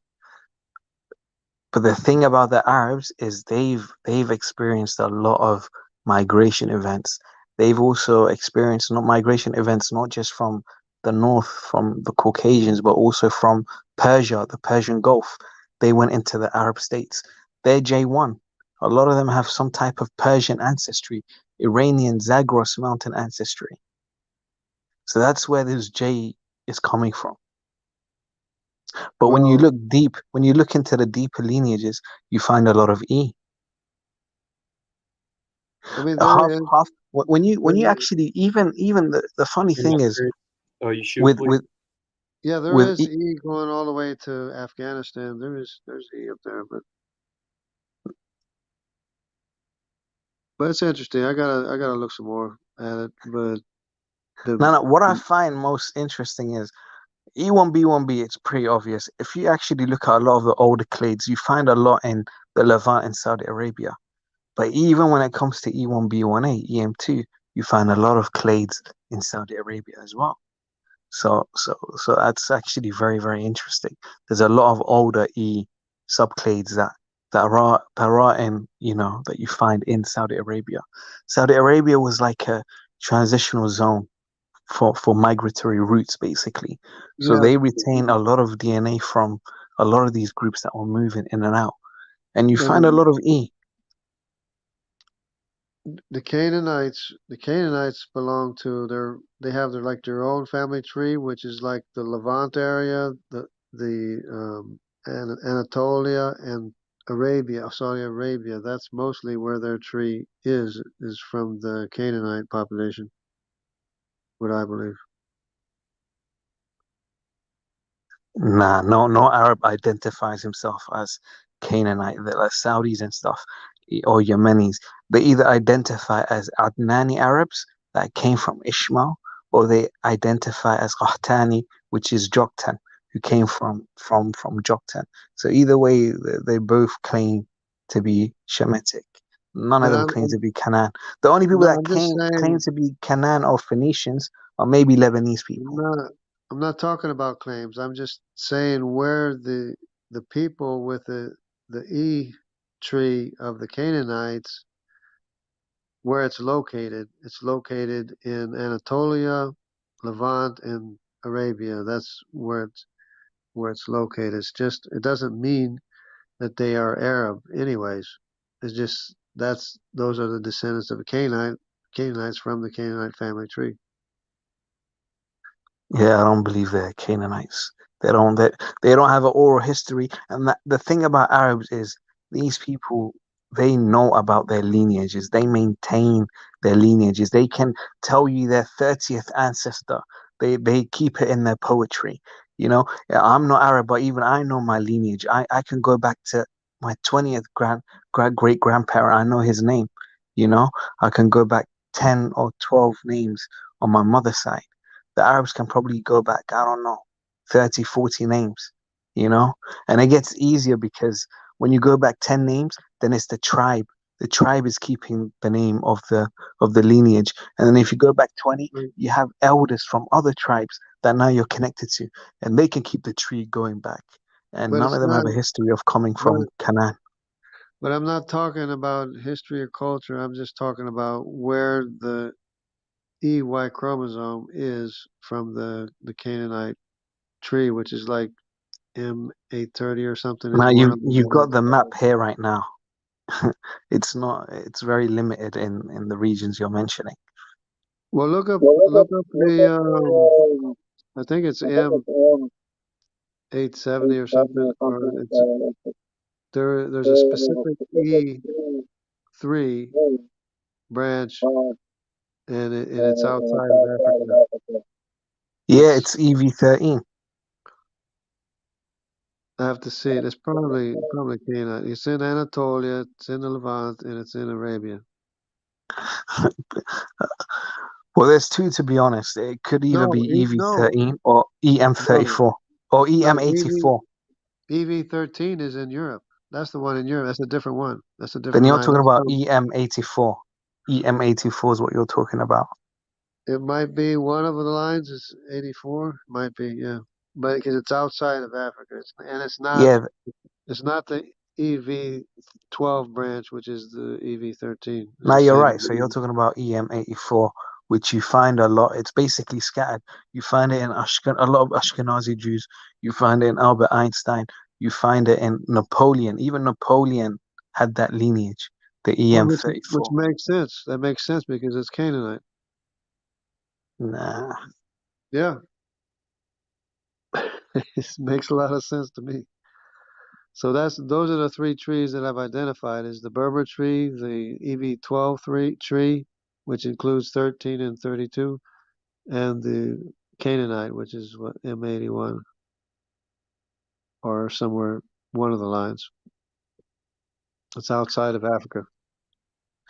And the Canaanites were they were a coastal people, and then they were trading along the Mediterranean. That's why when you go to their settlements in Carthage, you find stuff like like J2. You find that in like Tunisia, in like ancient remains from Carthage. And the thing with biblical narratives is sometimes it's not actually going by DNA. Sometimes it's just the people that live in the region, that populate the region, or speak the language. So it's like certain things you can't take at face value. Well, the Phoenicians weren't the original Phoenicians of North Africa. The Phoenicians consisted of the T, the Q, the G, R1b and the J2, the J1, I1, I2, E. Yeah, I can't imagine and B. Phoenicians being Q or half of those haplogroups you named. Well, I mean, because Q is a part of Because you the don't find Jewish part. those haplogroups in their colonies, the places No, that but they were known to settle. Q is the Medes, and Q is part of the Jewish population because of the Medes. Q is they got Q from Khazar, from the Khazars, from Central Asia. Q is the descendants of Madai, and Madai settled in Europe, and where he settled in Europe, there's a Q in Europe, and where the Medes settled, Medes in Iran, Persia, Medes and Persians, the Q is just north of there. You know what? Just to briefly sort of go over everything. So your claim is just purely based on the frequency of haplogroups, and the rest is just purely conjecture because you're saying that so and so is this, so and so is that. But So from a genetic standpoint, you're it's speaking just for that. me. You're speaking for me. The way every reason why I arrived at the assignments. Because I'm giving you some of the reasons because Q is in Europe. I mean, Madai was in Europe, where the Q is, and Madai came from the Medes and the Persian areas where the Q is, and the K was in Italy, where the K is to this day, and the K is Tubal. But you see how the haplogroups you're naming are so widespread. Who was prophesied to be given the biggest regions of the world? But Whose land it's expanded? I'm going by known migrations of the people and where they went and where the haplogroups are found today, and in times past as well. That proves you're Japheth because you're literally everywhere. You guys are migrated north, west, south, and you basically populate That's the biggest geographical that's regions. that's an extrapolation. Yeah, it's not really if you go by Japheth, prophecy. Japheth is the sons of Japheth, which is Gomer, Madai, Tubal, Meshach, But Tubal, jungle jargon. Doesn't the Jai. scripture say that Japheth would expand? He's all Yeah, over Europe. they've got the He's all biggest over Europe expansion. and Asia, all over Haplogroup F, and America, haplogroup F, and its descendants. and Even America. if you go by in terms of land, if we go by hectares or acres, whatever you want to measure it by, that those haplogroups of F and its descendants, they populate the majority of the world. They're the most widespread. They're the No, most populous. you're not They're the saying most F. populous and widespread. No, you're not saying F through F by itself. You're saying F through T is the most populous because it's F and the rest of the Y chromosomes. You're jumping up all the rest of the Y chromosomes into F. Because they are Because the they are. descendants. They're the descendants of F. We discussed it earlier. Exactly. No, but one didn't come from the other. Yes, they did. Japheth didn't come from the Semitic population, and the Semitic population didn't come from the African population. That's what I was trying to explain to you earlier. That all of the descendants of FM89, haplogroup Q, R, N, O, P, all of those people descend from FM89, and they have it. And how we know that because they have it in their genetic makeup. They have the M89 SNP. The only way you can get it on your Y chromosome is if you descend from a man that had it. So you trace that line all the way back to FM89. They're all related. Yeah, I gotta look at that again. Yeah, you got to understand how DNA transmission works and how genetics work. So on the string, hold on. On the string, you see haplogroup F, also known as FM89. Like if you get your DNA sequence, like do the big Y. I think they call it the big Y. You're going to see the M89 mutation because you descend from FM89, right? It says known as the FM89 previously as haplogroup FT is a very common Y chromosome haplogroup. The clade and its subclades constitute over 90% of paternal lineages outside of Africa. And like the brother was telling you, brother linguistics was telling you that that fits the pretty much the prophecy of Japheth that he would expand. Japheth, Yeah, but I don't pretty find. much. I mean, I could be wrong and everything, and I'll look into it. But the Judah is definitely J2 is the majority Y chromosome in Judah. Okay. Show me the scripture where it says Judah will primarily be in the Caucasus. No, Judah got kicked out of Israel, and they No, went north. no. And they're not primarily the Caucasus. They're primarily spread from Anatolia or Italy, even all the way to Iran. Got you. So Judah is J, haplogroup J. That's what you're saying. J2. J2. When was J2 originated? Where did it originate? When did it originate? With Judah. Okay. So when did Judah originate? What is the origin of Judah? He's one of the sons of Israel. I need a timeline. Well, it's whenever Israel was living. Okay, so the Iron Age. We're gonna say the Iron Age. So about 3,000 years ago. So when did J2 3,000 arise? We're already 5,000. The flood happened less than 5,000 years ago. But listen to what I'm asking you. When did the haplogroup J2 arise? It was after it was from Israel. The J1. That's why we got to look carefully at these lineages, because Hold on. I'm not seeing with the I don't want you to go nowhere. migration. I want to stay on that point because we know Judah is a Iron Age people, right? And you're saying that they're J2 and J2 starts with them, right? Well, I'm just going to give you the answer. I'm just going to give you the answer. J2 arose 30,000 years ago. There's no way in the world that J2 started with. There's no way. 5,000. Less than 5,000 years ago. Okay, it would still be older. The J2 marker would still precede Judah, right? No, J2 is Judah. How? When Judah is born in the Iron Age, and J2 is already in the world before that.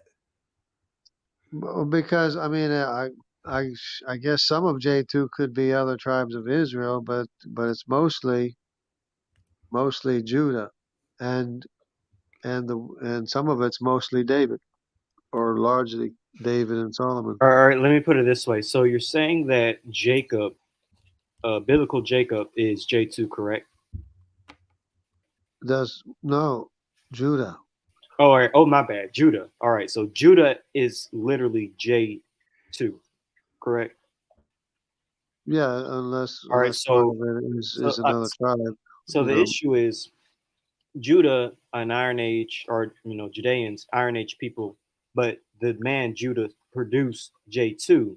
The problem is this: what haplogroups was Jacob, Isaac, and Abraham if Judah himself is J2? Yeah, they would have had basically the same Y chromosome anyway. So you're saying Abraham, Isaac, and Jacob and Judah all are J2 now? They would have. Well, J2 is just a label, and it probably might include other tribes besides Judah. But what I'm saying is that the only people remaining in Israel that became the Ashkenazis and the Sephardi's are the Judaic people, and they have a majority Y chromosome of J2. So I guess it's because most Jews have J is the reason why you believe that J is Israelite, correct? Well, that's what I went by. I looked at the majority Y chromosome in the Judaic population. So I just assigned it J2 as Judaic, except thinking it could include other tribes as well, because it wasn't only Judah. In Judah, there was other tribes as well, including the Kohen, which is J1. Well, you know why there might be actually issue with that idea.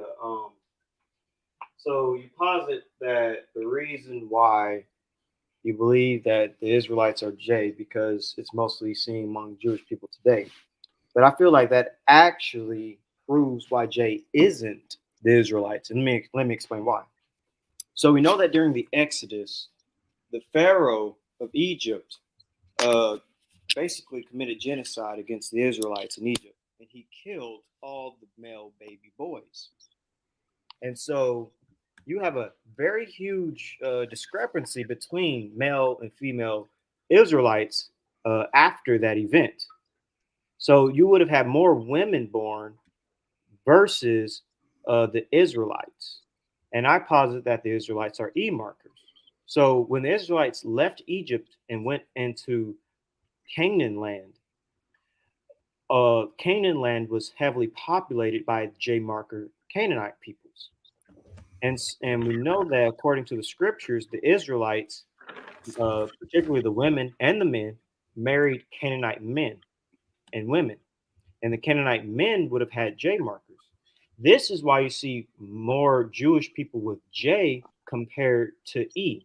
J is the highest haplogroup among the Jews, and E is the second highest haplogroup. That fits right along with what happened early in the ethnogenesis of the Israelites. A lot of baby boys were killed during So Exodus. you think that J is the Canaanites? J J2? would represent a population of people that lived in the ancient landmass of Canaan. But the key part I want you to hear is this. Remember, we can't forget that most Israelites were killed during the genocide, and that there'll be a low frequency of E among the Israelites and a higher frequency of J. I got to catch this call. I'll be back. Yeah, well, he killed the male child at one time. It doesn't mean he wiped out the Y chromosome, I don't think. You see, here's the issue with the whole J2 thing, and you keep mentioning Ashkenazi. I don't believe the majority of Ashkenazi are of the bloodline and come directly from Israel and Israelites. I don't believe that. And the reason why haplogroup J is so dominant amongst them, haplogroup J is found in the Caucasus regions, it's found in the steppes, it's found amongst Turkic people, it's found among the Khazars. That's why they have it. They descend from multiple populations that carry haplogroup J, both J1 and J2. That's why they carry it in abundance. You realize that Judah is not just Ashkenazi, and Sephardic Jews. It was the whole tribe of Judah was expelled to the north, just like Israel was, and they settled up in the north. So that's the reason for the high population of J2 throughout Anatolia all the way to Iran is Nah, because you see that's where that's they wrong. went. They went. And I'll tell you why that's wrong. Because in the Middle East, in the Levant, they have less of a diversity of J1 subclades. It's mostly J1E. But when you go to the Caucasus, they have a greater diversity. A greater diversity of haplogroups is indicative of origin. It's indicative of the homeland of the haplogroup. So those J that you're claiming came from Judah, came from Israel, and migrated north. That's not the case. It's the other way around. And we know this how? Because we see that progression, we see an increase of haplogroup J occurring throughout the millennia in Bronze Age Israel. And not only this, we see an introduction of ancestry that comes from the Caucasus, ancestry that wasn't there. In fact, this ancestry increases by 14% every millennia. And this is exactly coincides with when haplogroup J was migrating into the region. So how are you telling me that they migrated north? Did he leave? He disappeared. You cut out a little bit there, and somehow I didn't hear what you said at the last statement. Basically, what I'm saying is the haplogroup J coming into Israel is marked by an increase in the DNA of the local population where their Armenian ancestry increases. But you're saying it's the other way around. You're saying that they went from Israel into Armenia. If that was the case, the Neolithic Levantine ancestry in the Armenians would increase. But that's not the case. It's vice versa. It's Armenian ancestry that's flowing into Israel, and it's increasing by 14% every 3 millennia. But you would agree that both Israel and Judah were taken or kicked out of the land of the Levant, Israel, and they were taken to the north. Both Israel and Judah went to the north. I'm not too well versed on that side of things. I know that the northern tribes were scattered north. I don't know where Judah went into. Some people say they went southwards. Some people say they went north, but I'll let Scholastic Billy sort of chime into that. Yeah, so if you go off of Josephus, there's migrations going into Europe. There's migrations going into Africa. So they're not just going in one direction, Jungle Jargon. They're going both ways. They're going south and north. Right. They went into Africa. Of course, Right. they went to Africa. But they went into Europe. But they were all around the Black Sea area and the Caspian Sea as well. Well, but here's the thing: before there was Israelites on the earth, there were J markers in the Zagros and Caucasus mountain range. The oldest one, matter of fact, Lever, you there? I'm back. You see that on the screen? That's the oldest J marker right there. 13,000 years old, and we find it in the South Caucasus. Belongs to J1B. So we know where these people come from. The oldest based on what? Don't you see It's a it on the screen? scientific paper. It's right there. Brother, Yeah, the thing is, listen. How do they determine what's oldest? What's an oldest group? I mean, They look at ancient DNA, but listen, here's the thing. When we see an influx of haplogroup J into the Levant, there's a direct increase in the autosomal ancestry of the local population. It's not just amongst the Israelites, it's amongst the so-called Phoenicians, the so-called Canaanites. They also experience this increase. And this increase is Armenian Caucasus ancestry, and it increases by 14% every 1,000 years. So if you're claiming that what do you call it, that J went from the Levant and they went north, we should see that same pattern happening, but in reverse, with Neolithic Levantine ancestry increasing in Armenia. But that's not the case. They have very little Neolithic Levantine ancestry. But the later Bronze Age population and the Bronze Age population of Israel, they experienced this mass increase of Armenian ancestry and Iranian Zagros-related ancestry that wasn't there in the first place. It's on the green, actually. On the screen, my bad. We lost him. He gone. Oh, did he accidentally leave? I don't know if his phone died or. Well, I know one thing. I was about we lost him. I was about to eat myself a meal, so, you know. All right, we can wrap it up. We've been on here 4 hours. Yeah, it was good whilst it lasted. But you know what would be interesting? Do you guys know any geneticists that sort of cover this sort of topic, or anyone that's like, I don't want to say atheist, but someone that's not from any of the haplogroups that can, someone that's basically impartial? We need an East Indian. Yeah, that's what we need, or a Chinese person. That's what we need. But I'll be completely transparent and honest. I don't think any haplogroup can make a better claim than haplogroup E. Like people can disagree on the subclades, but the fact that it's haplogroup E, there's no question about it. The linguistics, the craniofacial, the anthropology, the DNA autosomal as well. It's foolproof, Yeah, that's what we're arguing. It's like when you combine all those fields together, it's pretty much hard to get around. You guys that's arguing Jay, we can see where they come from. They're not even Exactly. they're not even autochthonous. Nope. Exactly. We know exactly who they are too. They're Horians. You're right, and it's not like they hid it. You find it in like the they inscribe a lot of things with their names, and they carry Hurrian names. And then the graves where a lot of these people are J markers is associated with Hurrian culture. You're right. So it's like they're not trying to hide it. They're not trying to claim to be Israelites. They never claimed to be Israelites back then. Why would they claim to be Israelites now? Right.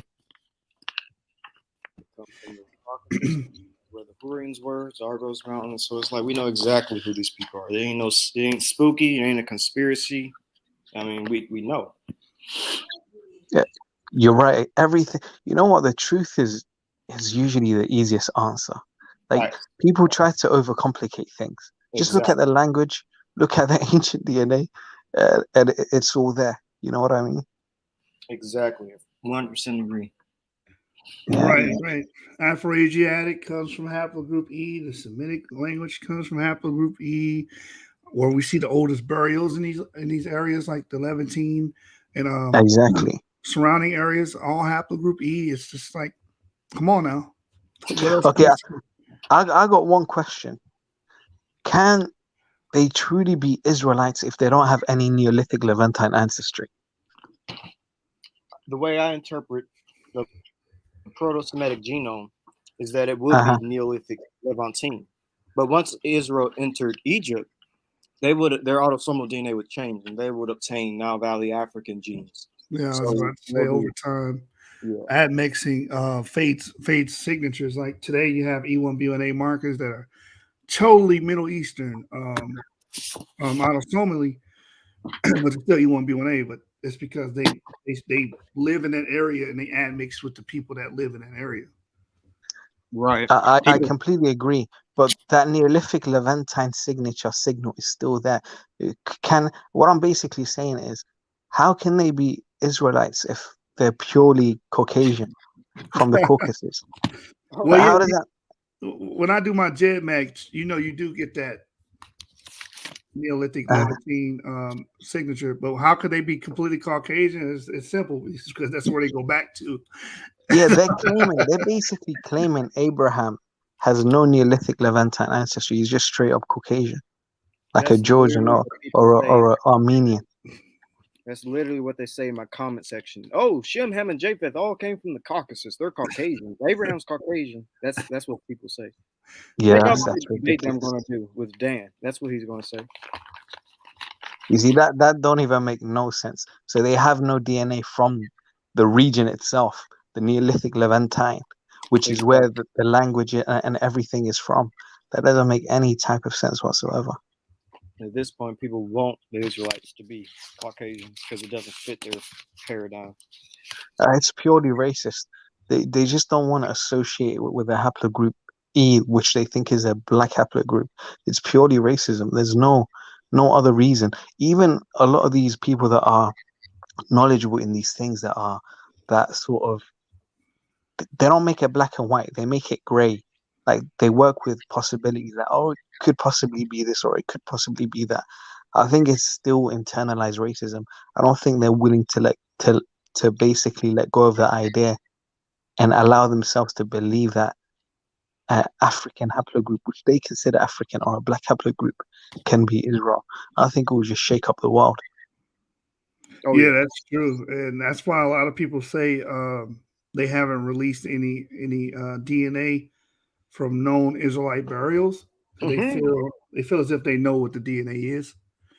100%. They don't want to unveil it because it's probably a bunch of E. Yeah, 100%. Wait for 2022. Well, I guess it's already here, but wait a couple of months. Sometime this year, some juicy's coming out. You know what? I hope they release it.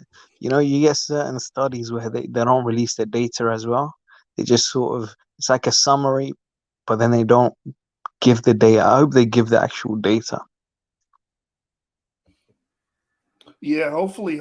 It's even with Iraq, like like Razib Khan said, that a lot of conflicts going on in Iraq, so we don't have too much DNA there or any DNA at all. But they even suspect that you're going to find an East African element in Iraq whenever we start to dig up the bones and sequencing genomes. And we're going to see a lot of gene flow from East Africa, actually. So that's going to be interesting as well. Yeah, that is.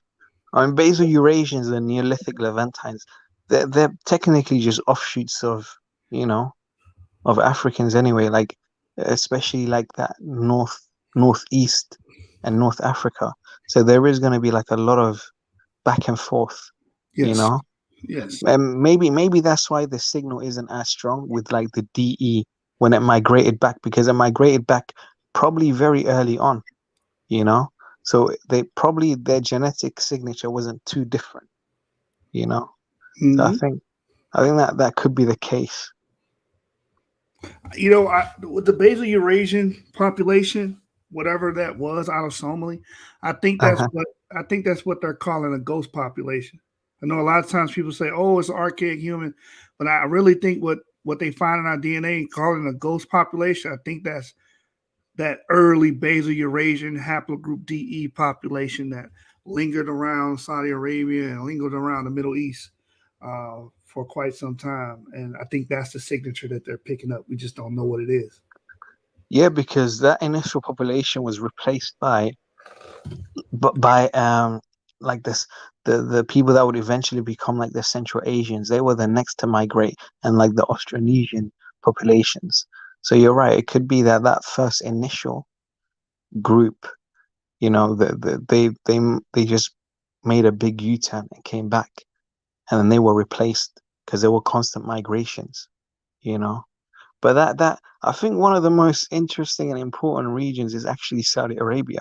I would love to see some ancient DNA from Saudi Arabia.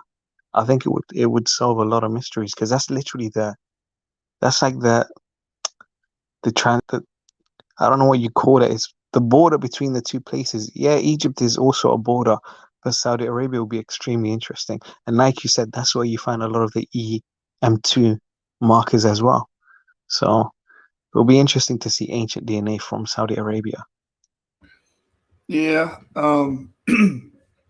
It'll be interesting if we could some way get underneath that sand in a lot of these desert places, because we know that those places were green at first and people lived and traversed and traded there in ancient times. Exactly. So just imagine if there was a way to get under some of that sand and start taking out skeletons, seeing what Yeah, those are. I think the problem is with a desert environment, DNA degrades. You know, it's kind of hard to recover. It's hard to find it because of all the sand, but then Right. the DNA itself is probably pretty damaged. That's true too, but hopefully we can pull out the petrous bone or something, or the sand acts as an insulator. I'm hoping, Yeah. hopefully, maybe in the future we find a way to get around that. We'll see. We'll see. It'll be nice Yeah, though. yeah, I'm about to head out but here in a second. Yeah, I'm gonna yeah, shut it down here. I'm gonna do 4 hours with this guy. yeah, it was. You know, but the thing is that brother was he's still trying to find the truth. You know what I mean? Right. Because even with a lot of the things that you said, he sort of was opening up to it. I just believe I that. agree. Yeah. I believe that he probably thought he was an E marker. He found out he was an I, and then he started trying to make it about I, just like a lot of people are doing. You know, when they find out they're another haplogroup. You know? Oh man. Yeah, Yeah, it's possible. Very possible. He genuinely believes it, though. It's not like he's forcing it. He believes that. but that's the thing. I think maybe a lot of the Yap brothers they went a bit too hard. People are feeling sort of rejected, man. They got to Why? find a way back into the family. I wonder why they feel that way, because before we existed on YouTube, there was groups of Ashkenazis that pretty much excluded people and said, "Hey, we're the real thing. We're the real deal," and everyone else is, goyim. And I didn't see anybody catch feelings behind that. At least I don't know anybody that Yeah. did. You know what the funny thing is? They're relying on they basically believe like black people are unread, and to an extent it's true in that we're not interested in these topics. It's not that we're unread. A lot of people aren't interested in this because a lot of black Africans or black African Americans or African diaspora, a lot of us identify with Islam or Christianity. You know what I mean? So people aren't as curious and they're not digging deep into it. So these people are able to set the narrative. But now with the ancient DNA and everything coming up, and a lot of the thing when they would deny the Khazar hypothesis, they would say, "Oh well, it's because we don't have any Khazar DNA, so we can't really, make any assumptions." But now we've found Khazar DNA, and we'll keep finding more, and it's just gonna completely destroy, everything that they're saying. But like the brother Hebrew of Israel said, the new findings are hopefully going to come out. I do hope that it's independent research and that it's not like the state of Israel or someone that's being funded by Jewish groups doing the study. Do you know who's actually doing the study? I don't think he This- knows. I don't think he knows who's doing the study. Yeah, is it a university? Wait, what was the question? I was doing something. No, I want to know who is it? Who's coming up with the study?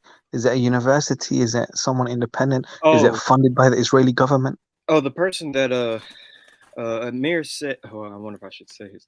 Well, the person that I know who has a friend that's working on it. It's he's located in Tel Aviv, I think, and he is part of a geneticist group. A company who's or at a university that's working on these very interesting remains that reveal a lot of information about the ancient Levant. I'll be honest, just from you saying that, I don't really have much hope in it because it's an Israeli university. It's probably funded by their government, and then it's being carried out by Israeli geneticists. So it's like it's going to be published as, "Oh, we found King David's remains in his haplogroup Q." yeah. It's gonna be interesting. But yeah, brothers, I'm gonna be out. But thanks for the conversation. No you problem. lot take care. Take care. Masalam. Shalom. Shalom. Jungle Jargon. Jungle Jargon, we're getting ready to close the show out. Are you there? I guess he can't hear me. All right, guys, hit the like button, subscribe to the channel. We appreciate everybody for joining us and enjoying the show and the discussion between Avery and Jungle Jargon, and then the free exchange afterwards. Appreciate everybody. Jungle Jargon. Hello. Hey, we're getting ready to leave. Yeah, we're getting ready to shut it down. That's okay. That's okay. This is a delayed signal anyway, so it's not going to work good. Okay, well, maybe in a later episode we can have you back and then we can have a discussion, a continued discussion on this. All right? Sounds good. It was fun. Lots of fun.